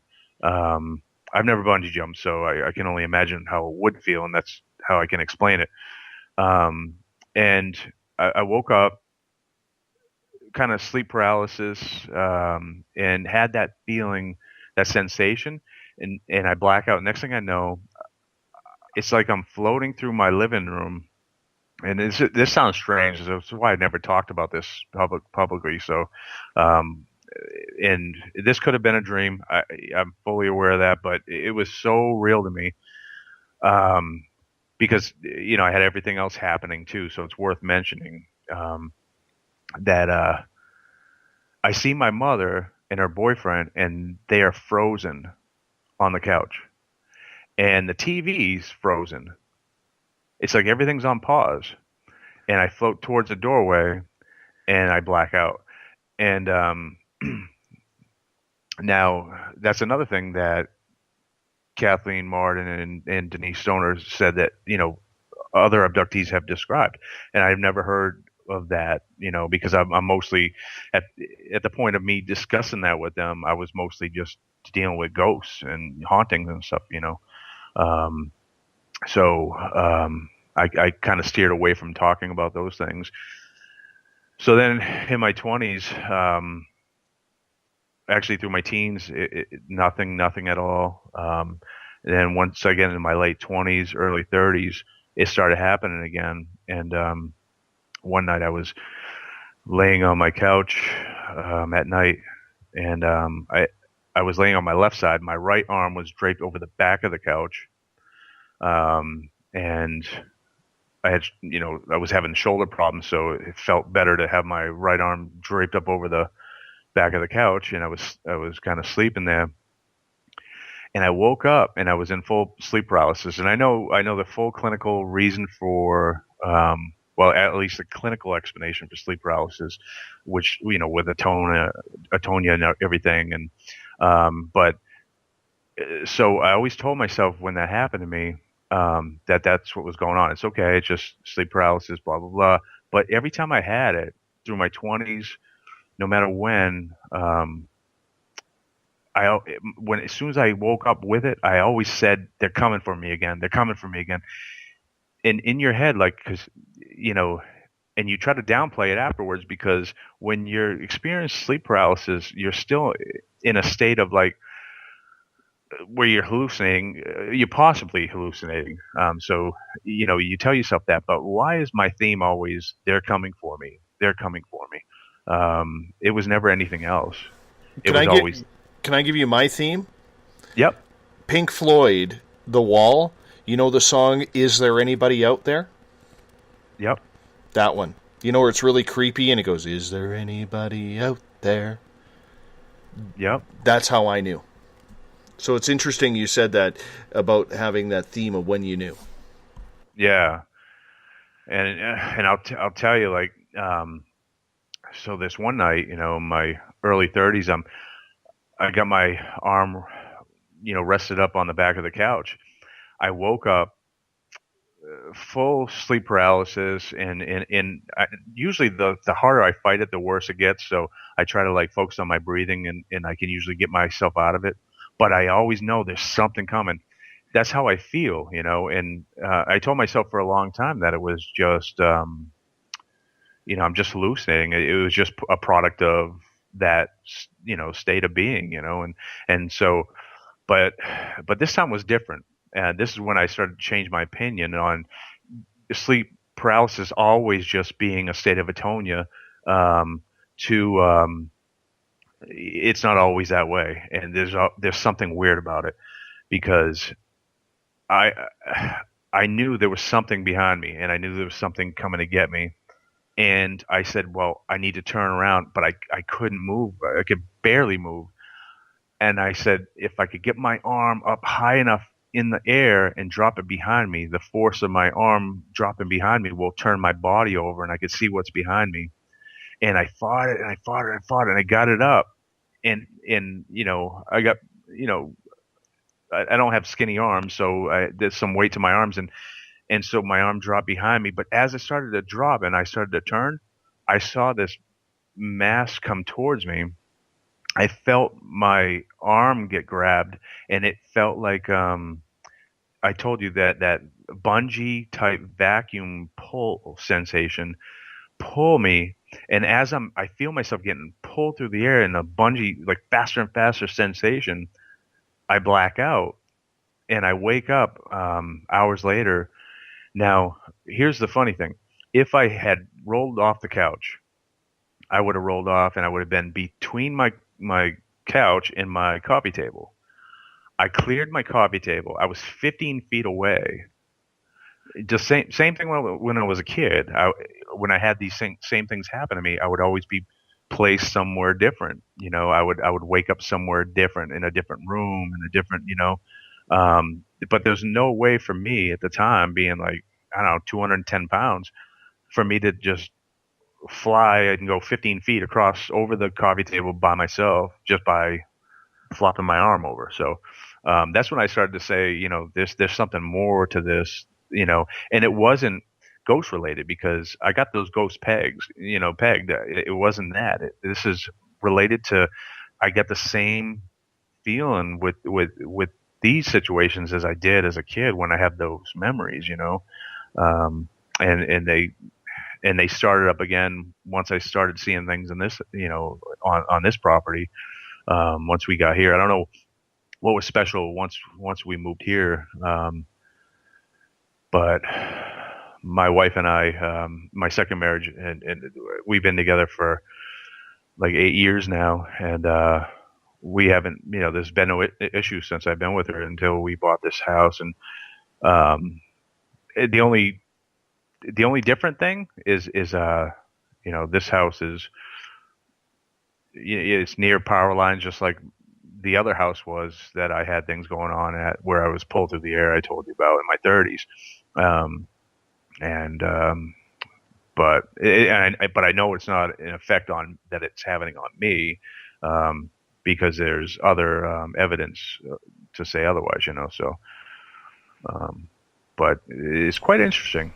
Got a couple questions from our audience for you. This one comes from Robin.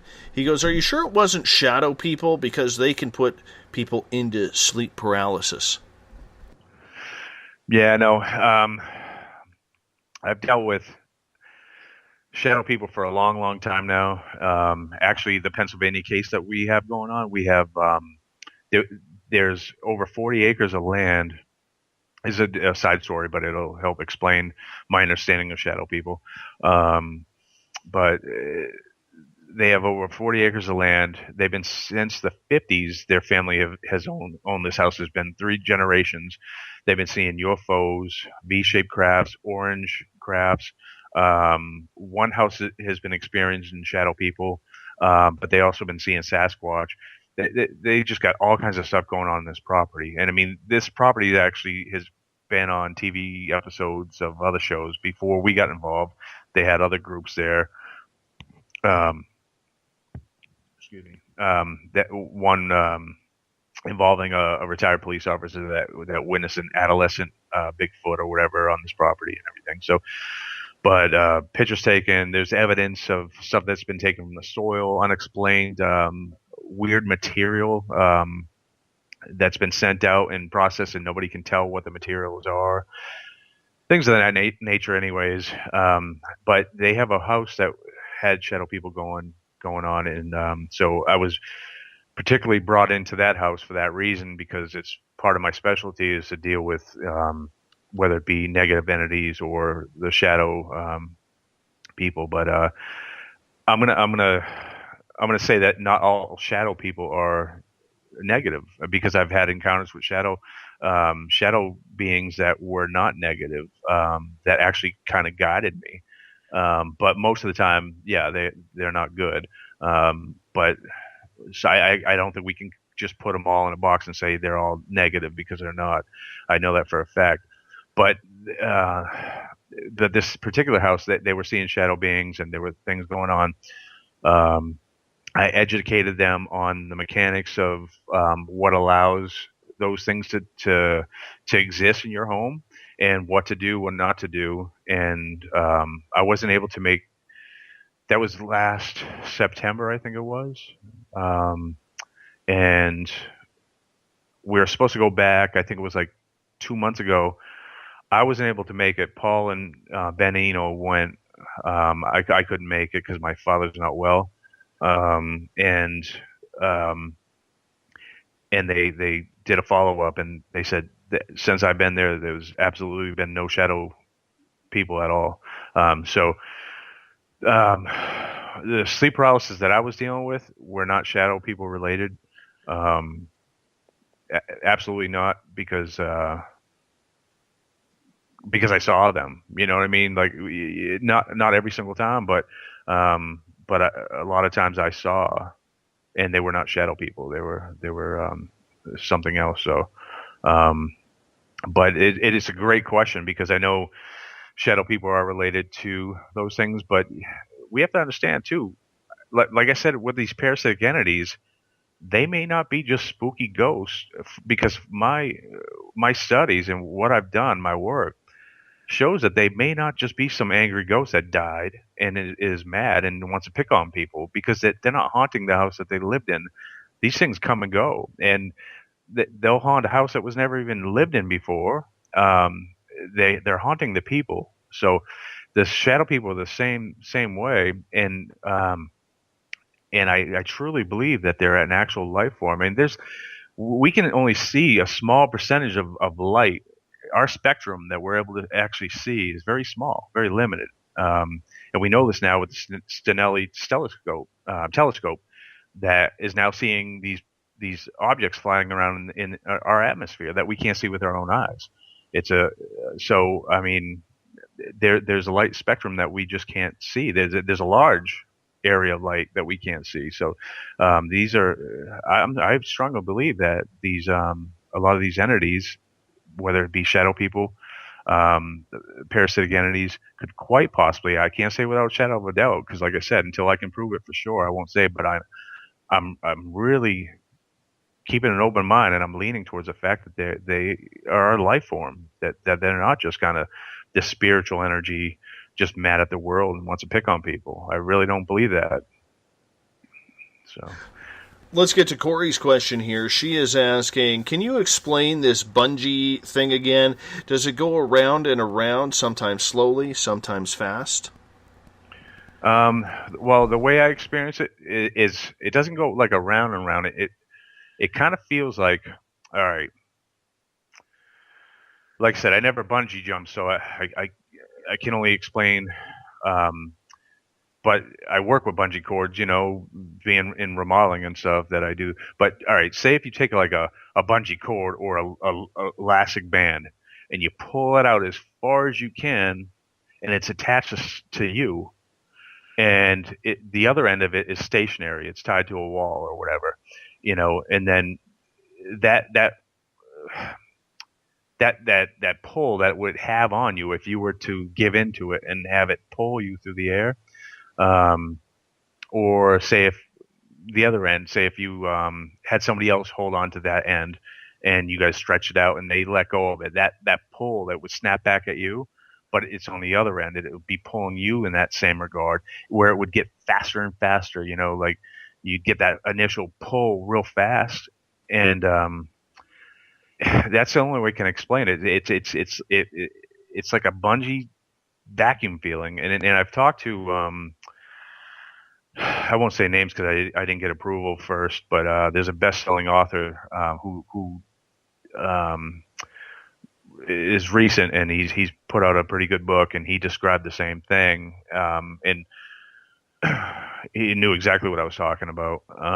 But it's kind of bizarre, but I never felt like the round and round action. But it was always like when I went through this, I had that sensation, and then I would black out, and then other times I would have this happened a few times too, a loud like buzzing, pulsating buzzing in my ears that it seemed like it was shaking the whole house, but I think it was just shaking my brain, like my eardrums. It was just like, rah, rah, rah, rah. I'd wake up, I'd be in sleep paralysis, and this would be happening, and it was so loud. It seemed like it shook my whole head. But that only happened a few times.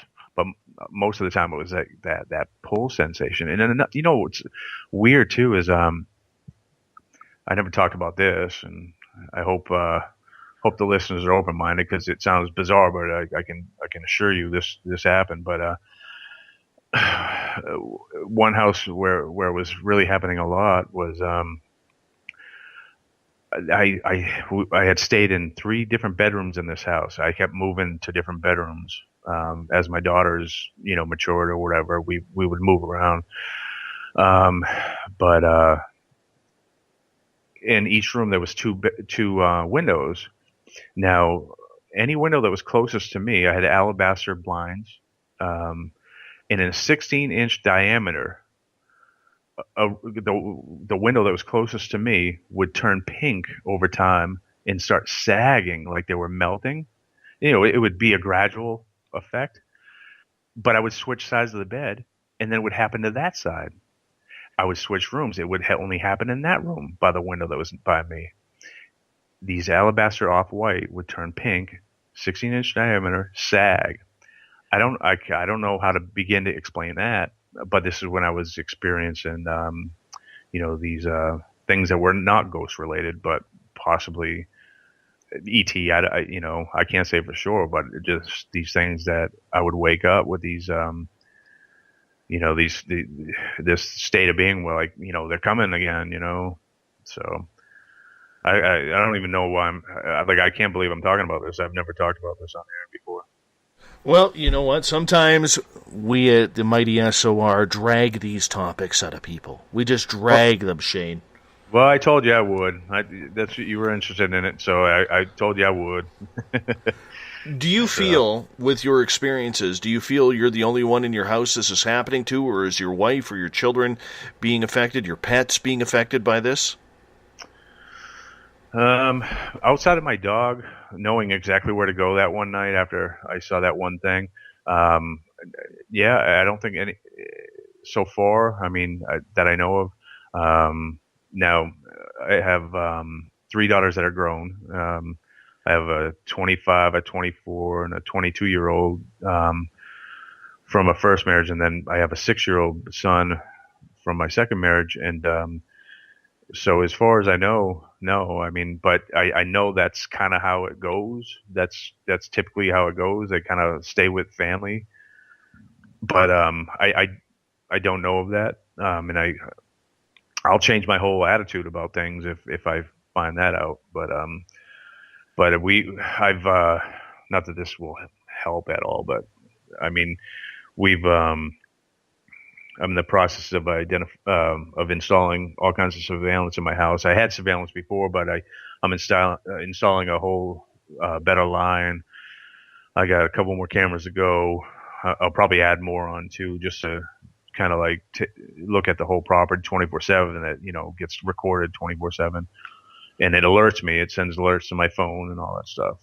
Little short video clips if something happens or whatever. But I've already gotten some weird things on it, and I've only installed it for the last week or two, and I've already gotten weird things at night. So, what kind of weird things?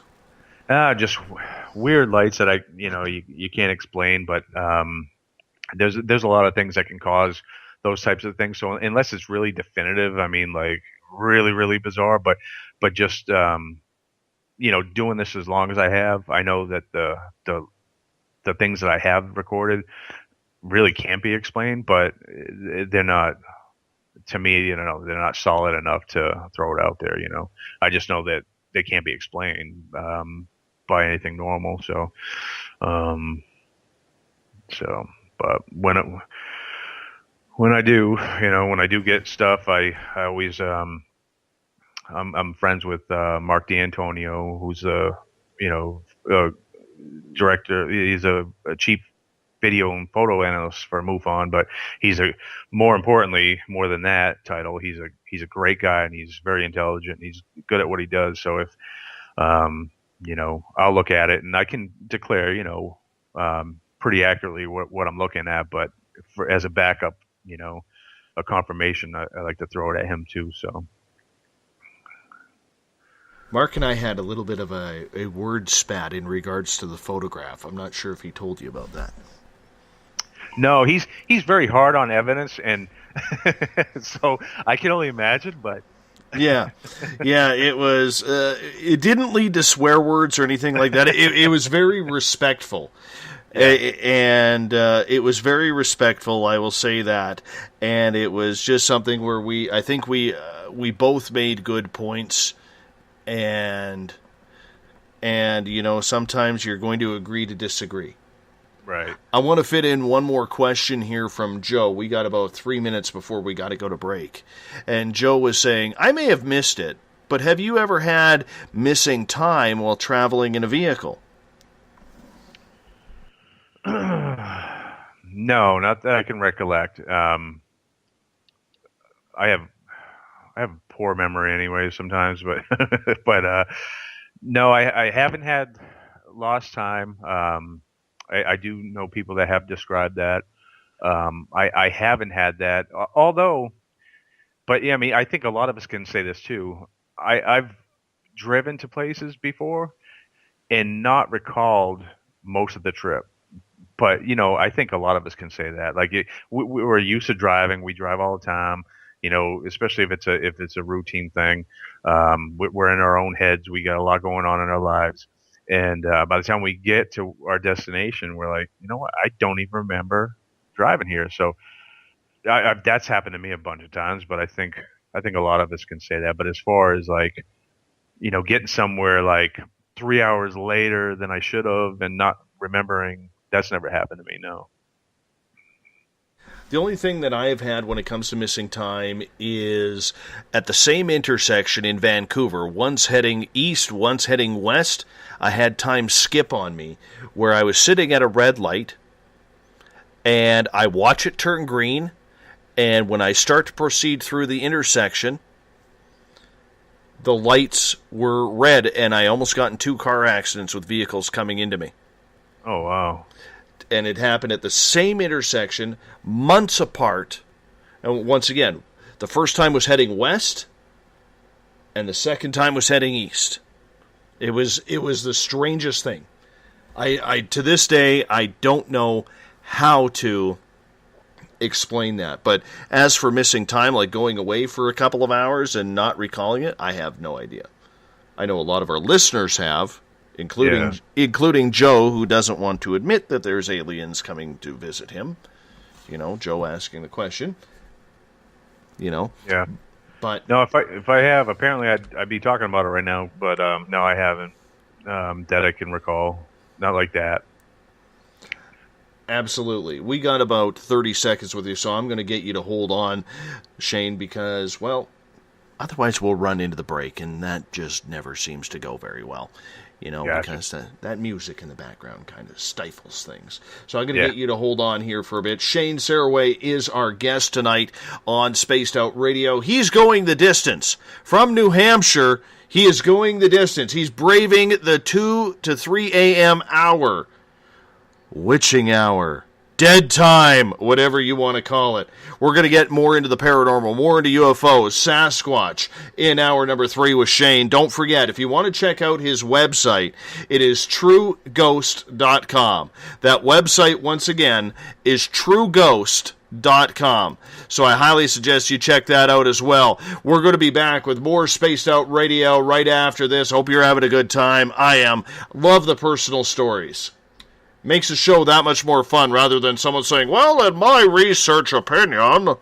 No, we're not going there. We got some real stories happening to a real person tonight. Hope you're enjoying. We'll be back with more SOR right after this. I'm your host, Dave Scott. Thank you for being with us.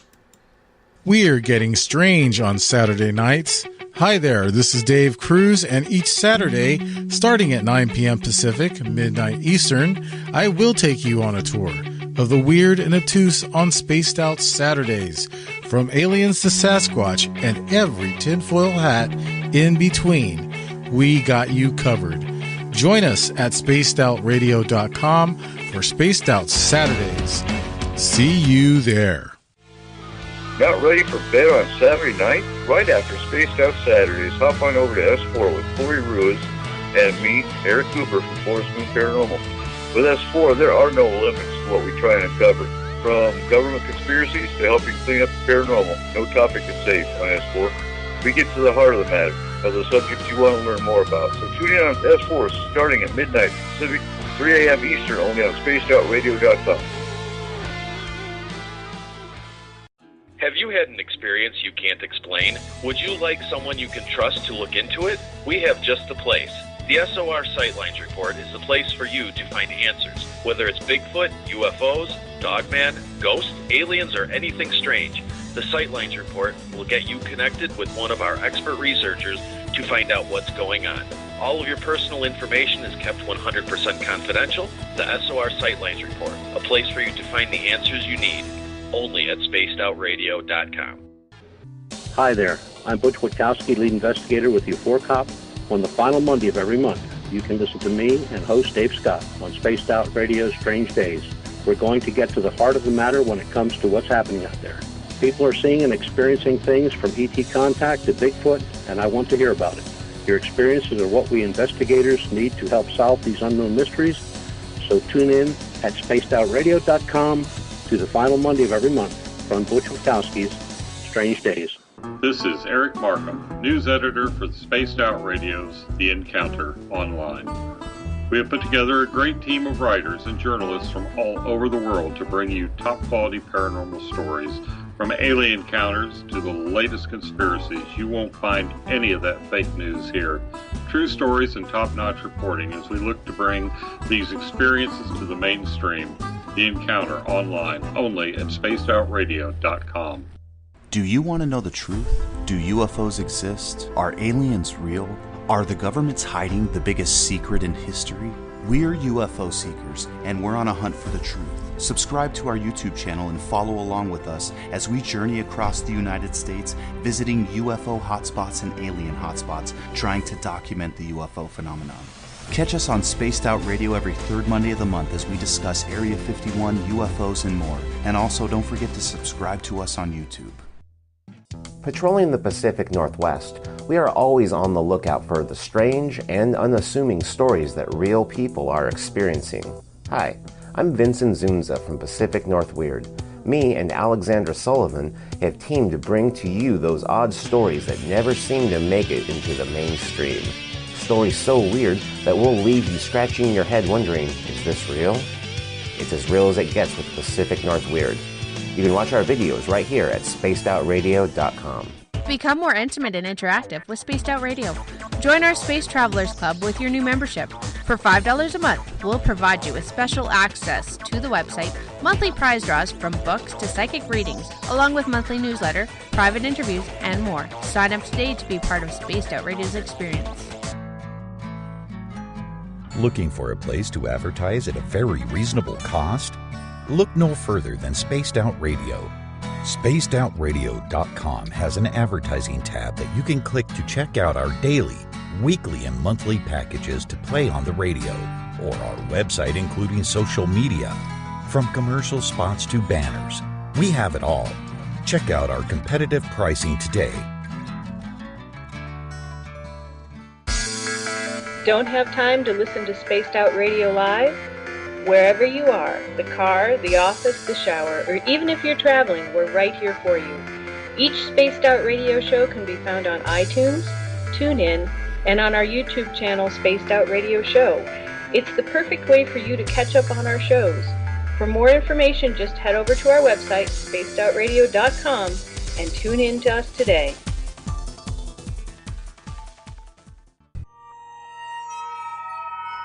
You hear footsteps in the empty room above you.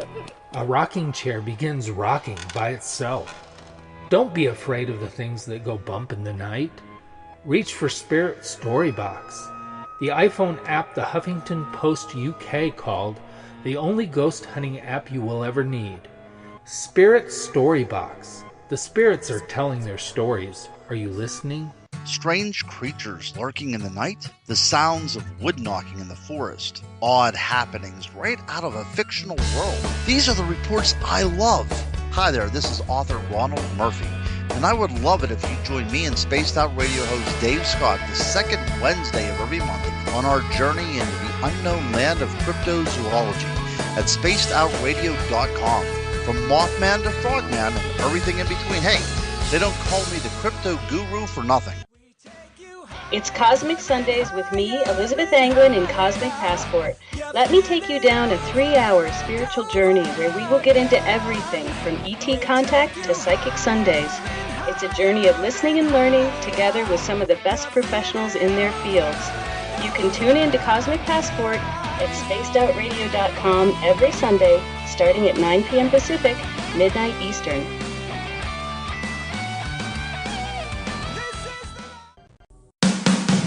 The views and opinions expressed by tonight's guest and topic of discussion do not necessarily represent the official policy or position of Spaced Out Radio, Spaced Out Weekend, Spaced Out Radio Limited, its hosts, syndicated carriers, or anyone associated with this broadcast. You're listening to Spaced Out Radio with Dave Scott.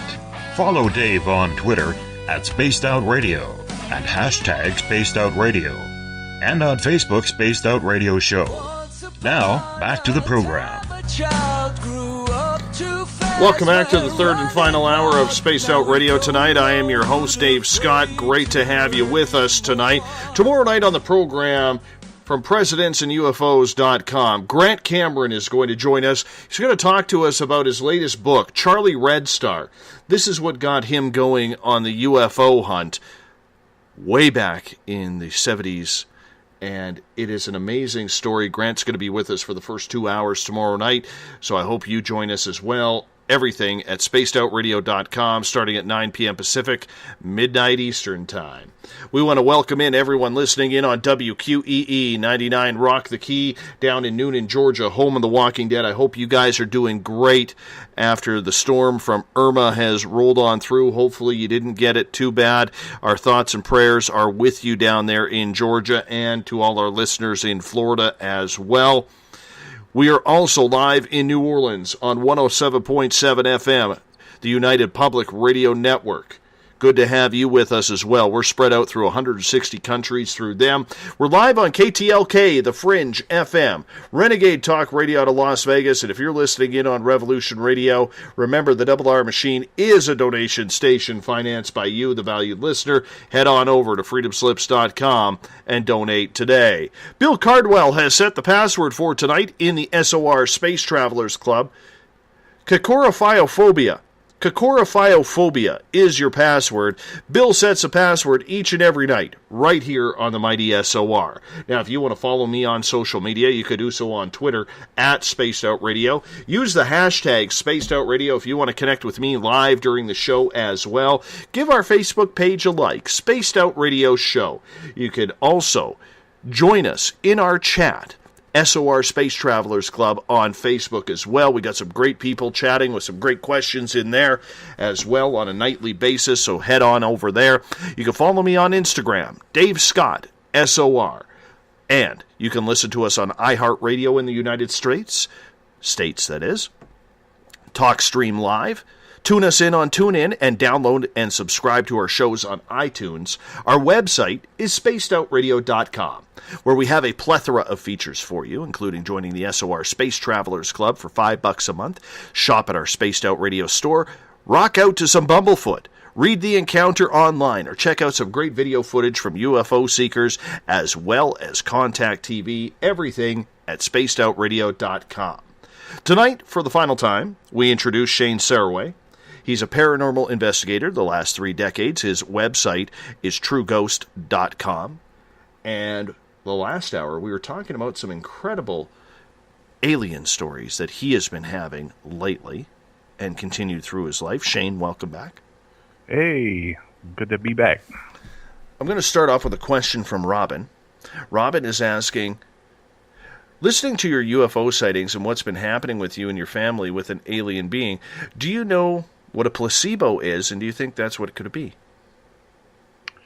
Yeah, I do know what a placebo is, and no, I don't believe that's what it is. Just because when you have the understanding of the mechanics that I have, and I'm not saying that egotistically, but when it's proven, like, you know, systematically and over a long period of time without fail, then a placebo wouldn't work on me, like being what a classic placebo is. But what has happened is I've been dealing with some things that I can't fully talk about at the moment. I've been dealing with some cases that I will talk about soon that are pretty intense, pretty crazy, and I've gotten pretty close to some things, and that's when these things started to happen around my home. This is classic. I mean, it's happened to other people too, not just me. And it also happens to people that get close to understanding too much too, you know. You know, I'm not saying I know everything, but I think being open-minded, like we talked about earlier, is key to learning and I think I've been able to learn some things, and I've shared some things on shows, and which led to me being followed by unmarked SUVs. Like there was two SUVs that I actually recognized the make with weird plates I've never seen before in my life.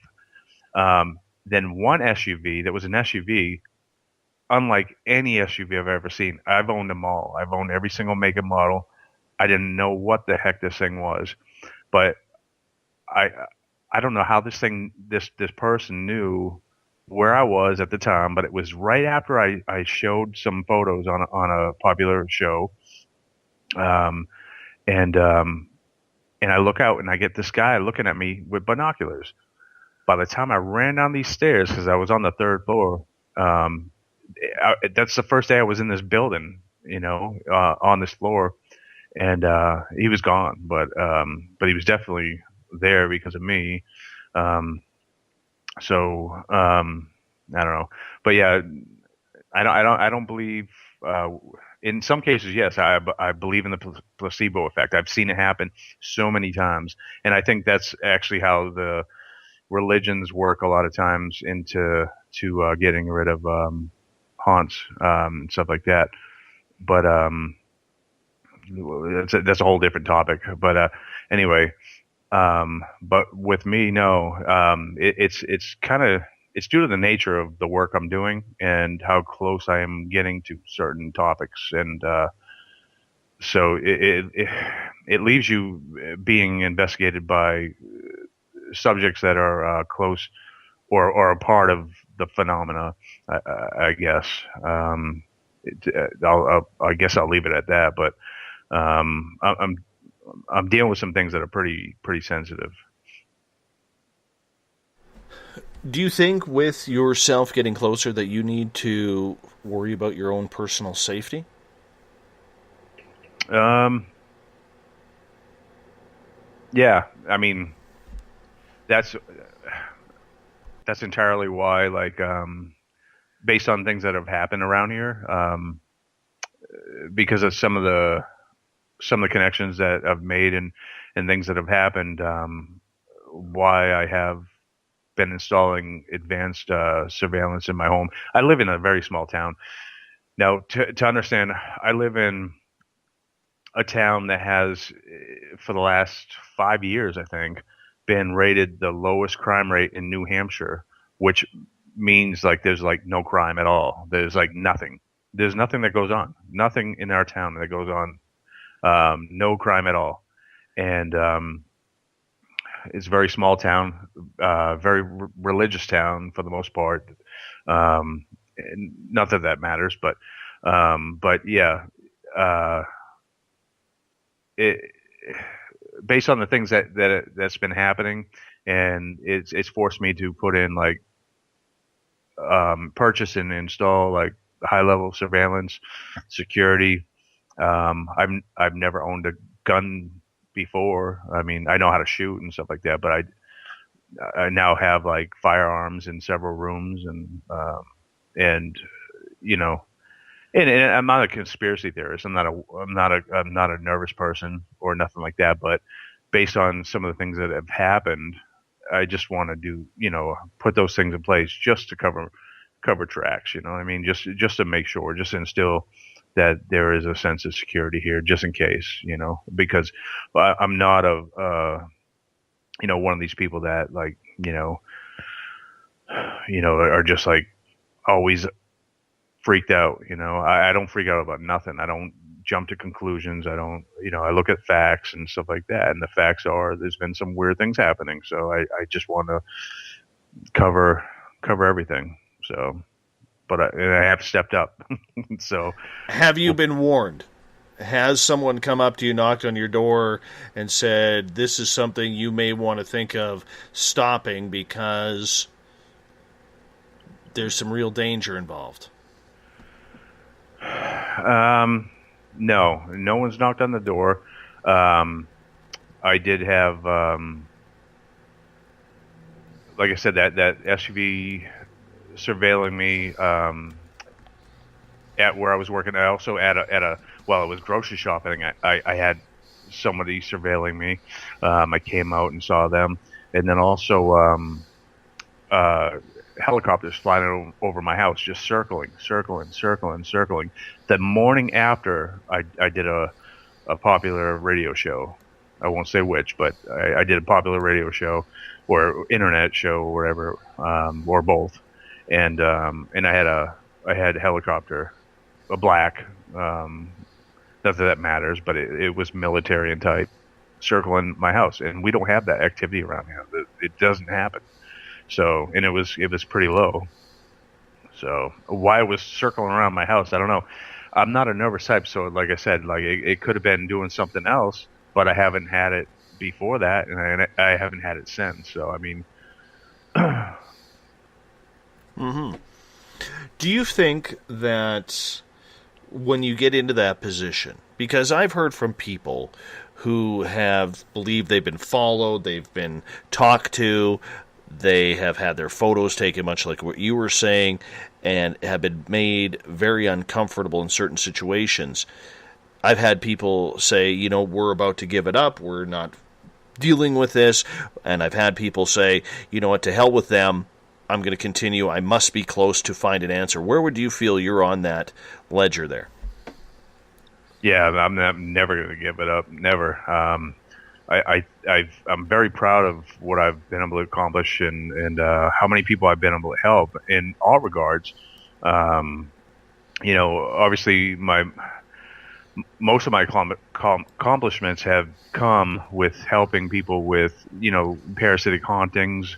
I have a 100% success rate doing that over, you know, I'm talking like thousands of cases over the last 30 years. So, and I say that humbly, like I don't mean that like egotistically. Like I feel good about that because it makes me, it's validation. Like the work that I'm doing is worth something. My motivation is worth something, and my desire is worth something.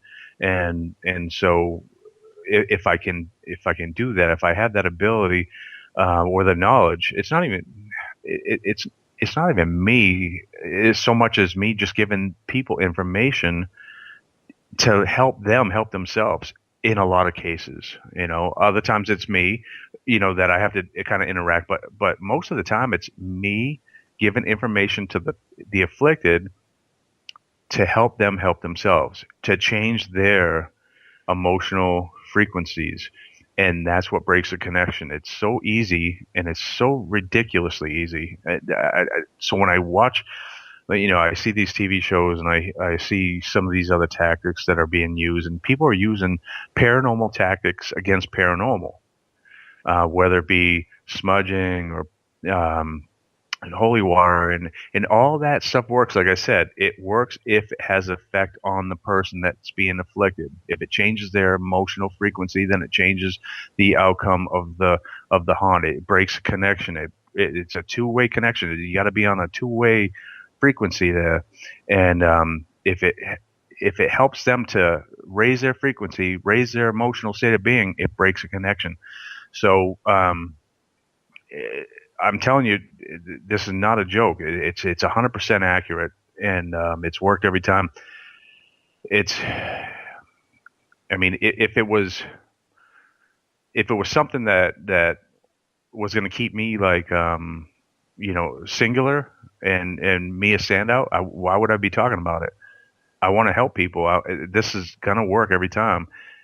You know, if people have a faith and they seek out that faith to help them with an affliction, and they believe in that faith, then it'll work. But if they don't, and they don't have a full understanding or a full belief in that faith, it's not going to work. It never does. It never, ever, ever does.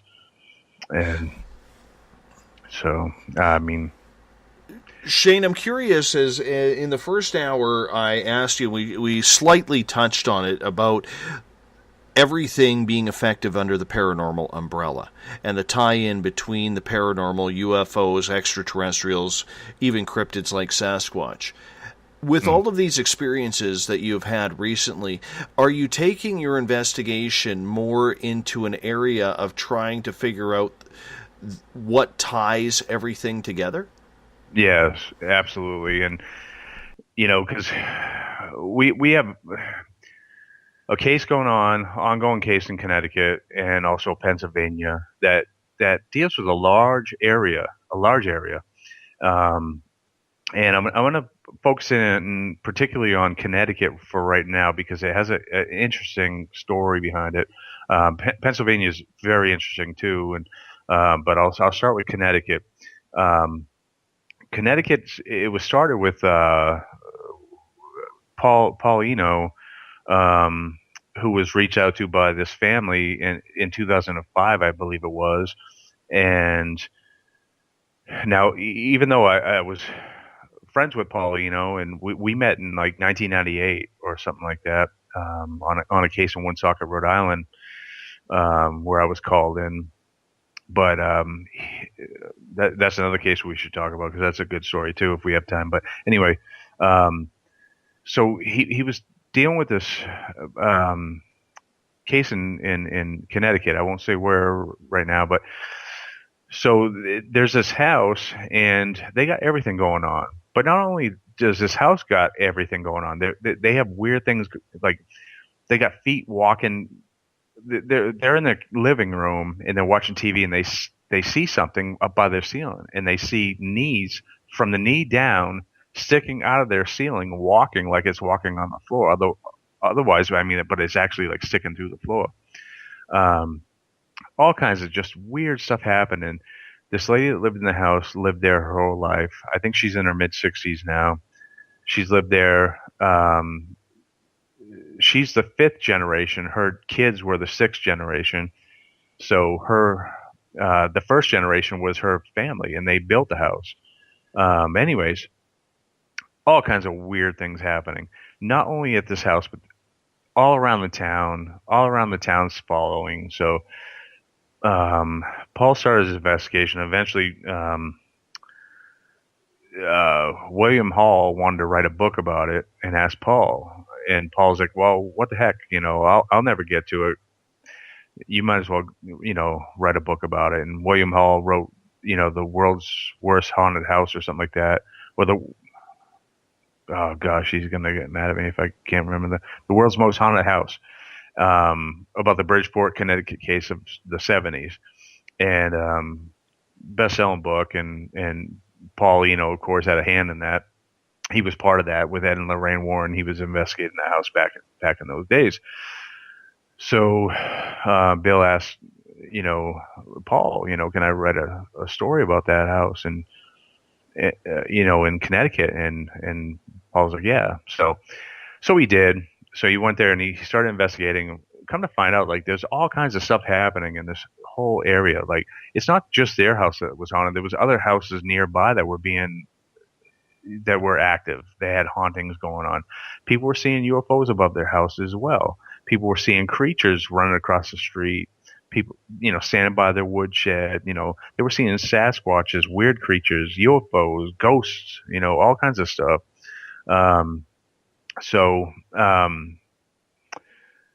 What he started to realize then was there was military activity in the area, and so they followed the area of the military activity over to the following town and found it was going in the direction of this like vacant dairy farm.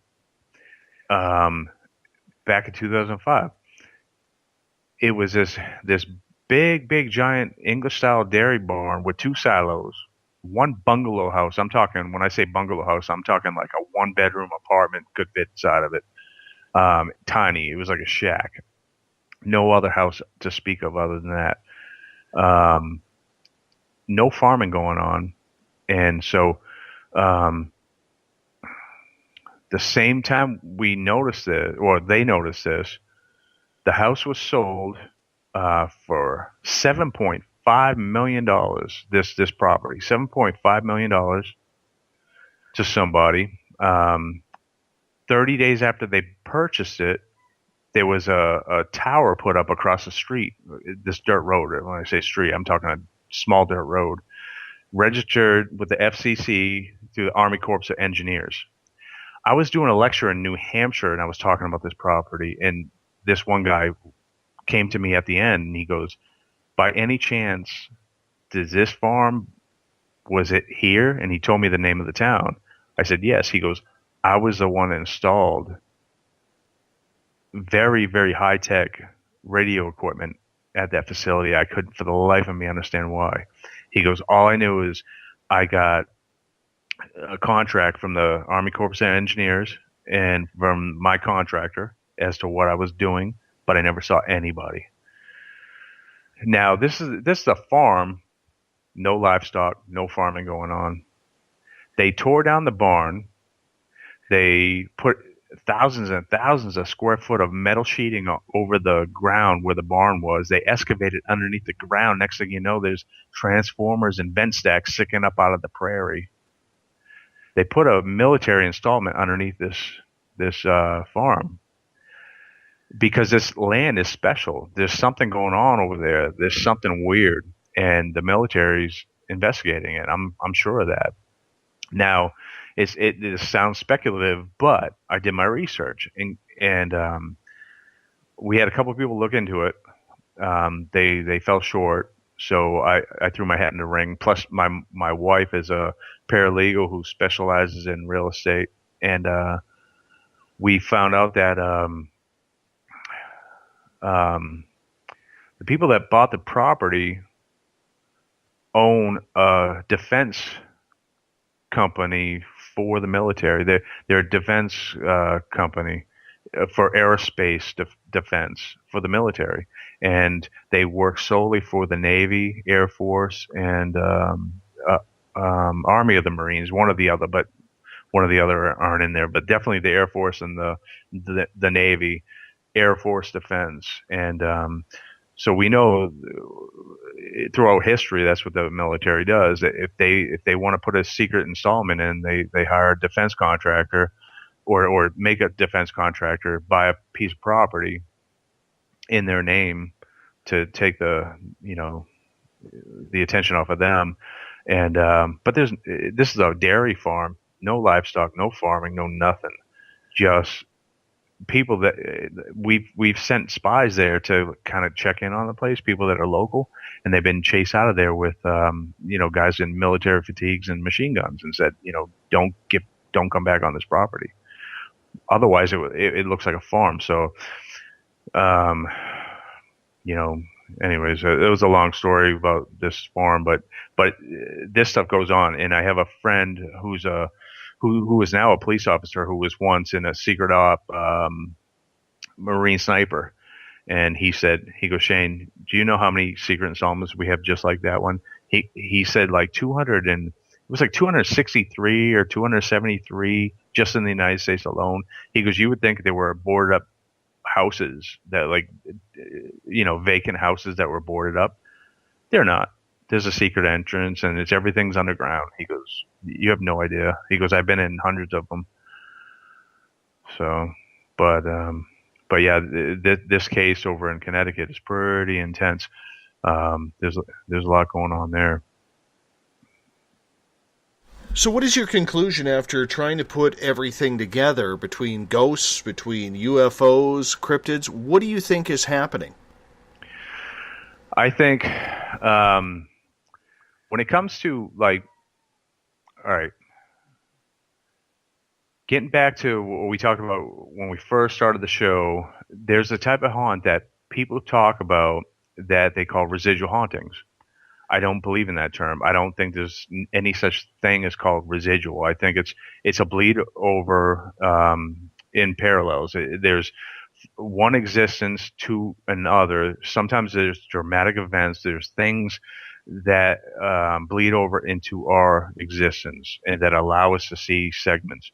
I don't believe in residual hauntings in the fact that your wood floor can record you.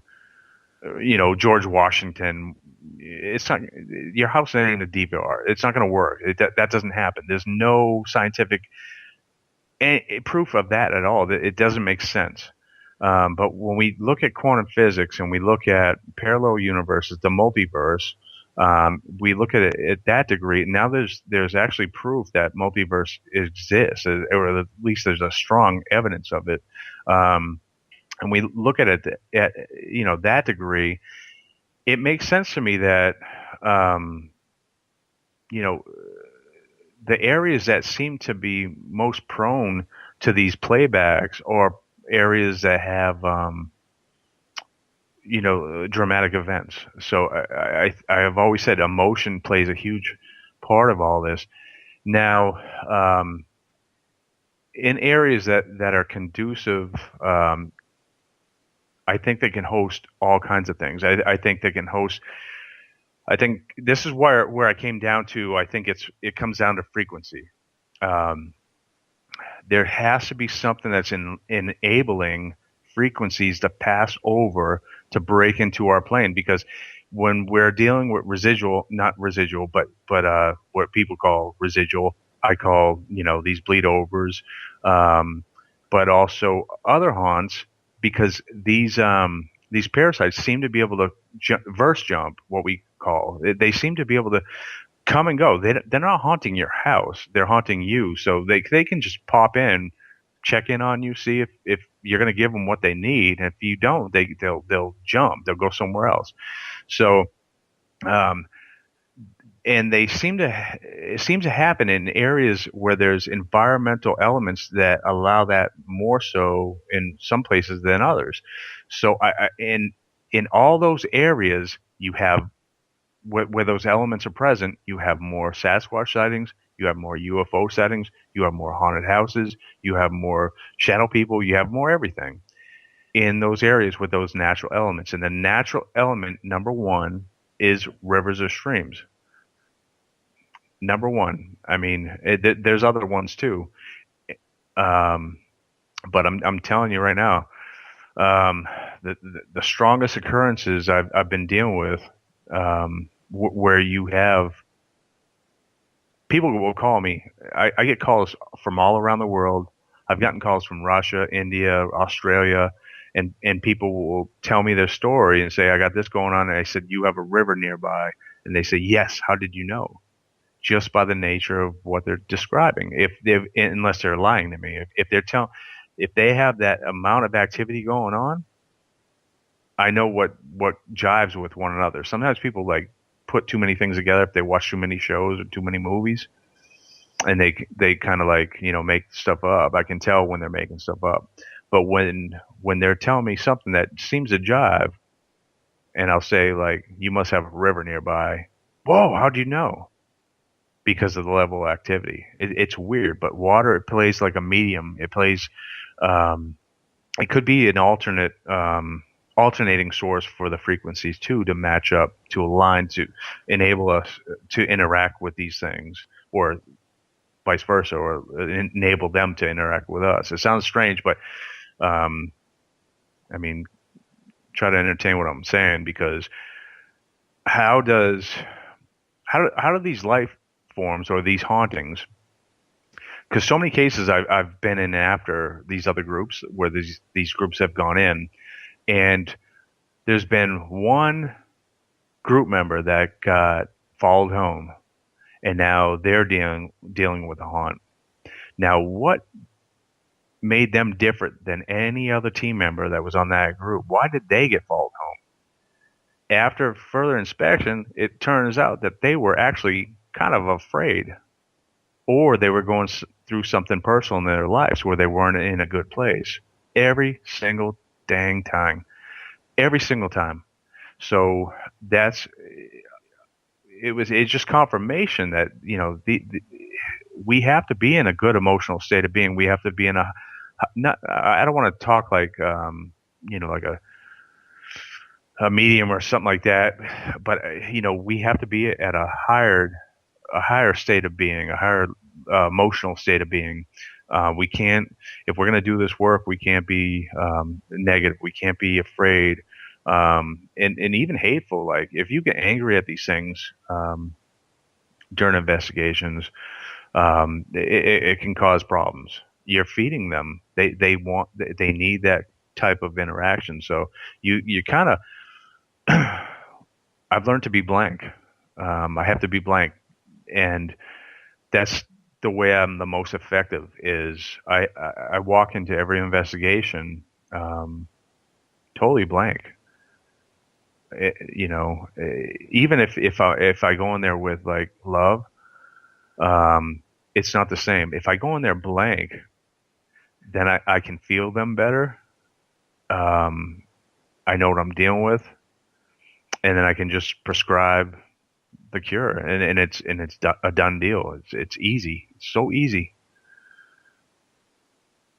What do you think Sasquatch's role is in all of this? Because more and more we are seeing or hearing stories that where there is a lot of UFO and paranormal activity, that there are a lot of people having Sasquatch encounters as well.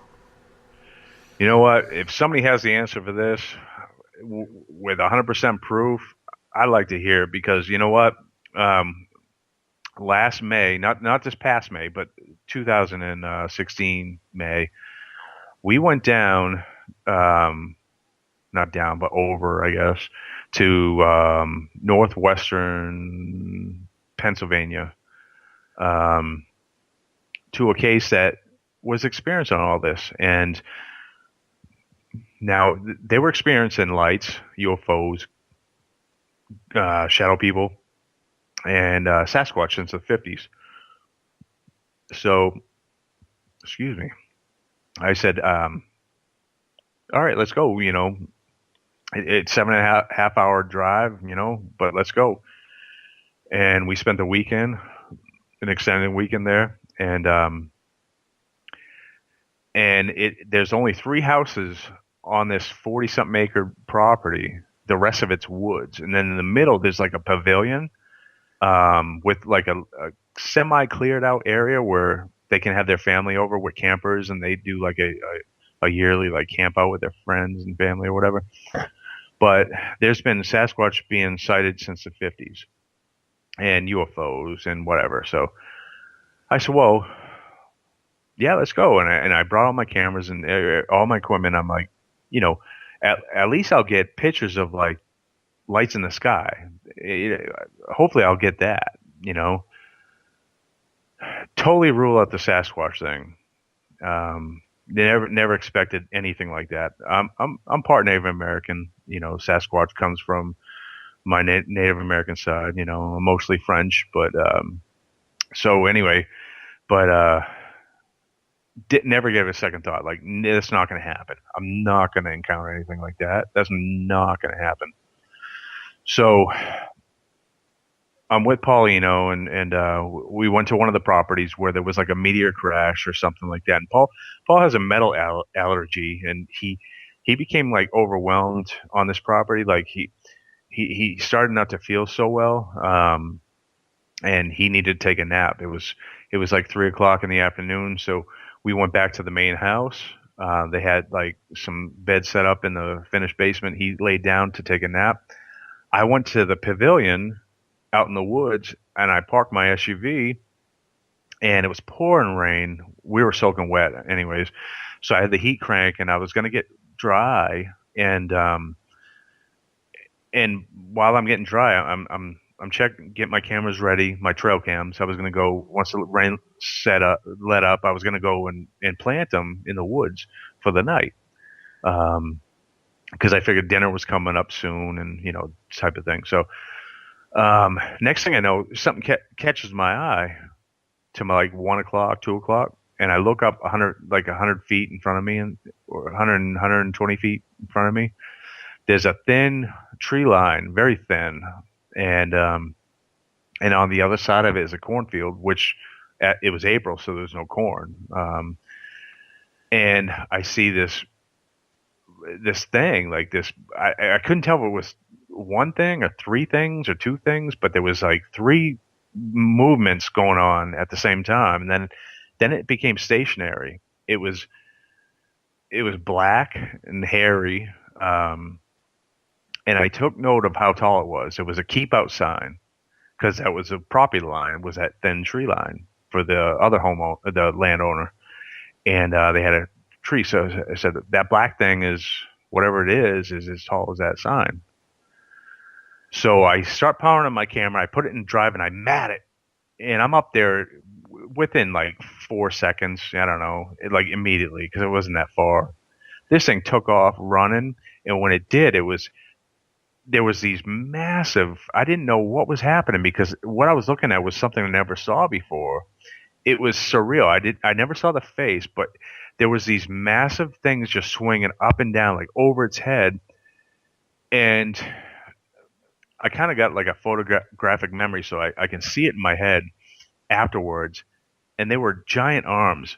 I'm talking biceps bigger than my stomach, like huge, huge arms swinging up and down. I look over as this thing went in front of me and was gone. It had flushed 3 big giant white-tailed deer out of the woods. Those things were like scattering. And I tried to cut it off, but it was long gone. So I backed back up to that tree with the keep out sign. I walked up to the keep out sign. I'm 6 foot with my boots on. And I look at the top of the sign, and it's at least, it's like 1.5 to 2 foot taller than me to the top of that sign. And I was thinking like, but at first I don't know if I'm looking at a bear, because the way the landscape was, and my point of, my vantage point, I didn't know if it was a horse at the time, but once I got up there, because I was new to the area, I realized there was nothing that it could have been, because bear, even if it was an 8 foot tall bear, they don't run on 2 feet. This thing took off on 2 feet. And I'll tell you, that was the most surreal thing I've ever seen. And I've seen a king-size mattress stand up on end and slam a guy into the wall. I've never seen something like that. Like that, I never expected to see. That blew my mind. It is kind of cool when you see them. I was within 100 feet of 2 of them. Really? Yes. And they are such a surreal type creature to be around that I would love to have that experience again. I really would love to have that experience again. I don't know if I'll ever get that chance, but we're working on it. I'm going out tomorrow, to be honest with you, to go try and track down some tracks and try and, we're actually going to be probably setting up a gifting area where we have found tracks. So it's going to be very interesting to see what happens tomorrow. So I'm looking forward to it.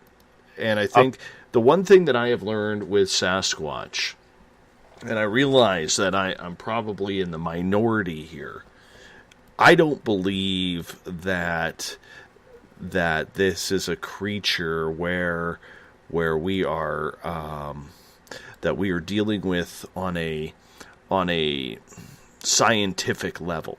I think there's science that goes around with it, but I really strongly believe there's something more to this creature that is supernatural rather than to the point of, we have a bunch of people out there running around saying, we're conducting the scientific evidence and never find anything, and every video is debunked.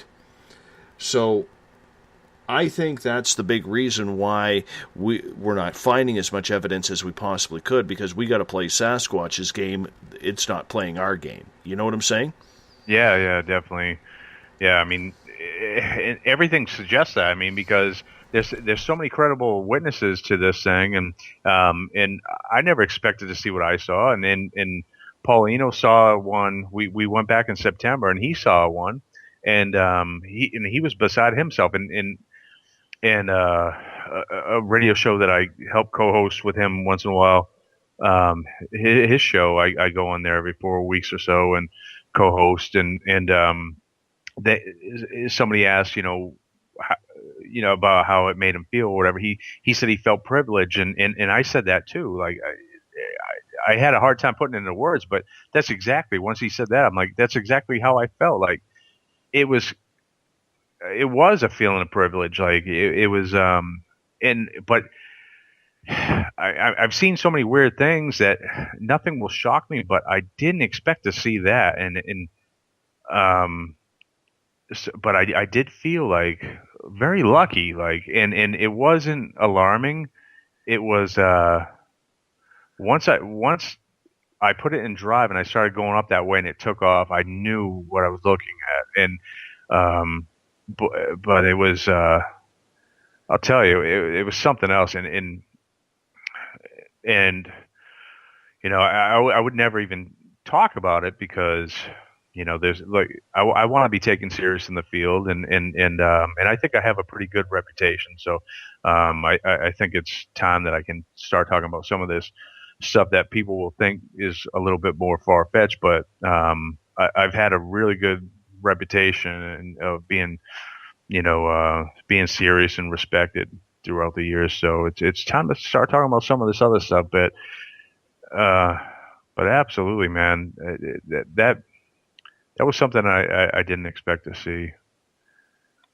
I know the feeling. And the funny part about it is a lot of people will say, and I was talking to someone just the other day about it, and they're like, well, why didn't you take a picture?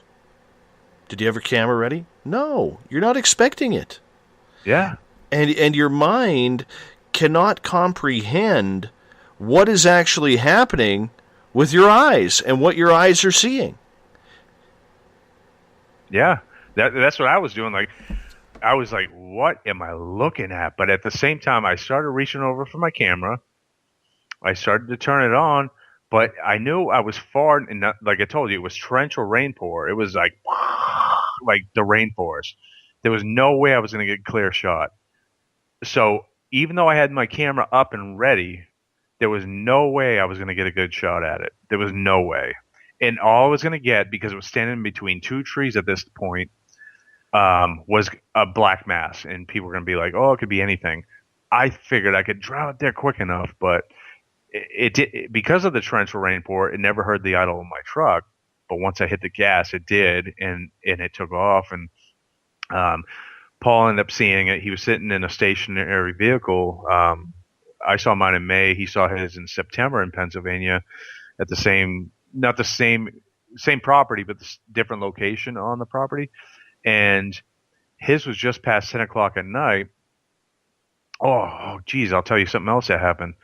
But just past 10 o'clock at night, and he tried to take a picture from inside the truck through the windshield, and that didn't work out. So he tried to open the door slowly and reach around through the top. And as soon as he did, he said his wife, who never calls him, called him at like just past 10 o'clock at night.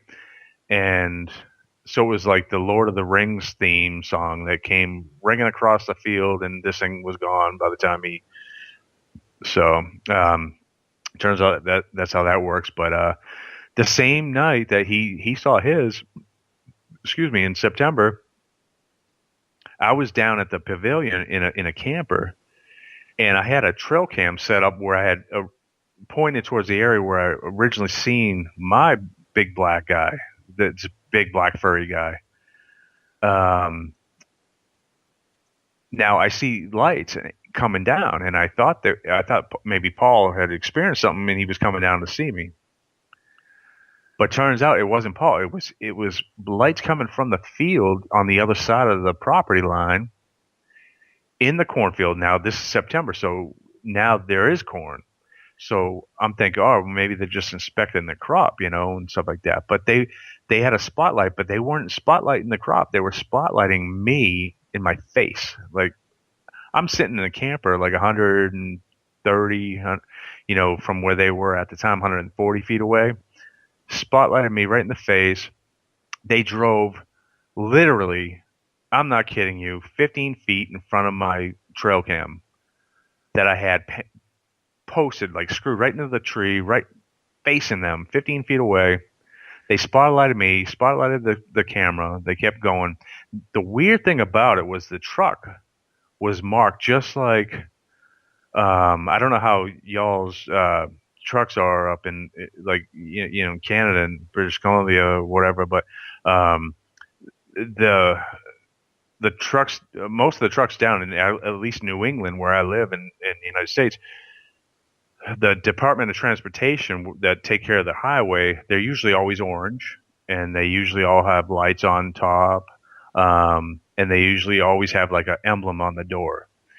And I saw a truck that looked just like that, and they were spotlighting. They spotlighted me right in the face. They drove by. I ended up going to bed. I got up in the morning. I'm like, oh, Paul, it's weird. Like this weird truck was doing this. I went back, I put it, plugged into my laptop. I got raccoons that night. I got deers. That video never showed up on my laptop. And I know this camera is foolproof. It never misses anything. But that video was not on my trail cam. That was puzzling to me because there was no way it didn't get it. There was no way. So what do you think it was if it wasn't a truck? Well, we asked the people of the neighborhood, the guy that owns that farm property on that side, he has a brand new truck, but it's red. It's not orange and it's not labeled. So we know there's military involvement in this area, and I'm wondering. I can only speculate. I don't know, but that's all we can do. But why did that video not show up when this camera never misses anything? Like it gets everything. It got everything all night long, but it never got that, or that was removed. I mean, I don't know. It was weird because they drove right in front of it, and but I forget what made me talk about that. But there's this is the area where they're seeing a lot of a lot of Sasquatch and stuff like that. And well, that leads to an interesting question, because Butch Witkowski from UFO Comp, he works with this show quite a bit, once a month on his segment Strange Days that we do the final Monday of the month. And he's getting me a couple of trail cams that he's going to be sending to me.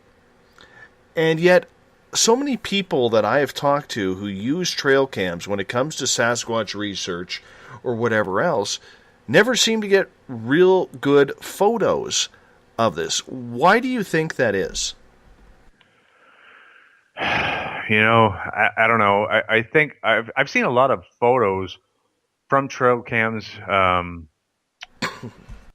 that I think are faked, but then I see some that could be real too, but it is bizarre that they all seem to be blurry and out of focus, this or that. But see, in my case, I don't know, like with that truck, I don't know, that just didn't show up. I mean, that or was removed. I mean, that doesn't make sense to me at all, because I was sitting right there, and it doesn't make sense to me. But as far as working with cameras that are motion activated, high def and non-high def, I always like experiment with them at first, to see like how things act, how things will, if I put something up close to it, is it going to focus right away? Is it going to be blurry? If I make movement in the foreground, like, is it going to take it accurately? I need to learn the personality of my cameras just so I know, how to expect it. So I can't speak on everyone else's photos, but it does seem to be very common that like all these supposed, like, the Sasquatch photos are always out of focus, and just slightly. But there are some that are very compelling though, nonetheless. I have a theory on that, and once again, this is just my opinion because I know I believe differently on Sasquatch. Do you think they have the ability to blur themselves in front of people's eyes or in front of cameras? And the reason why I ask that is when I saw my 2 Sasquatch, they were clear as day. But last summer, I was geocaching with my little guy along this trail by this lake by our house.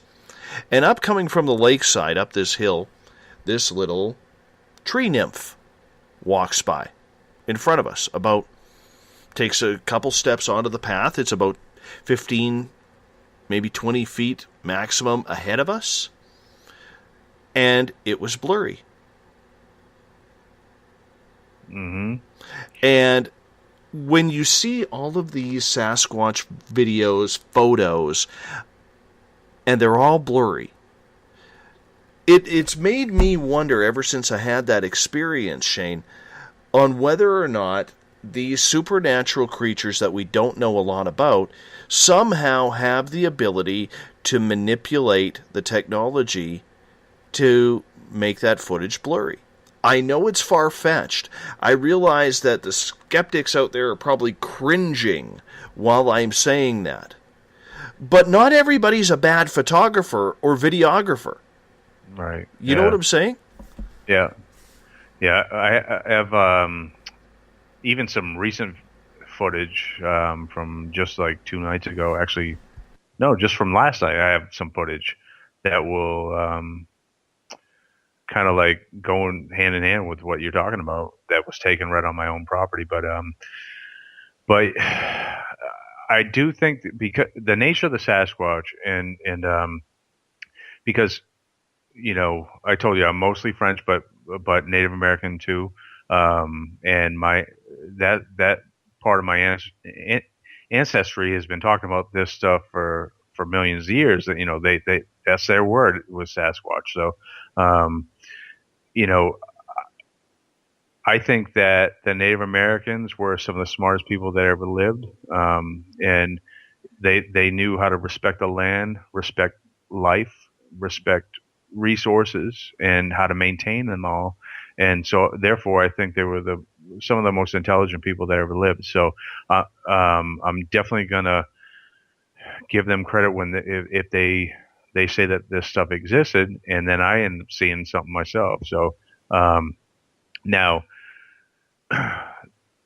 there's got to be a reason why we don't find bones, hair, proof, solid evidence, but yet so many credible people and communities have witnessed these Sasquatch, and now and myself, and there's got to be a reason. There's got to be a reason.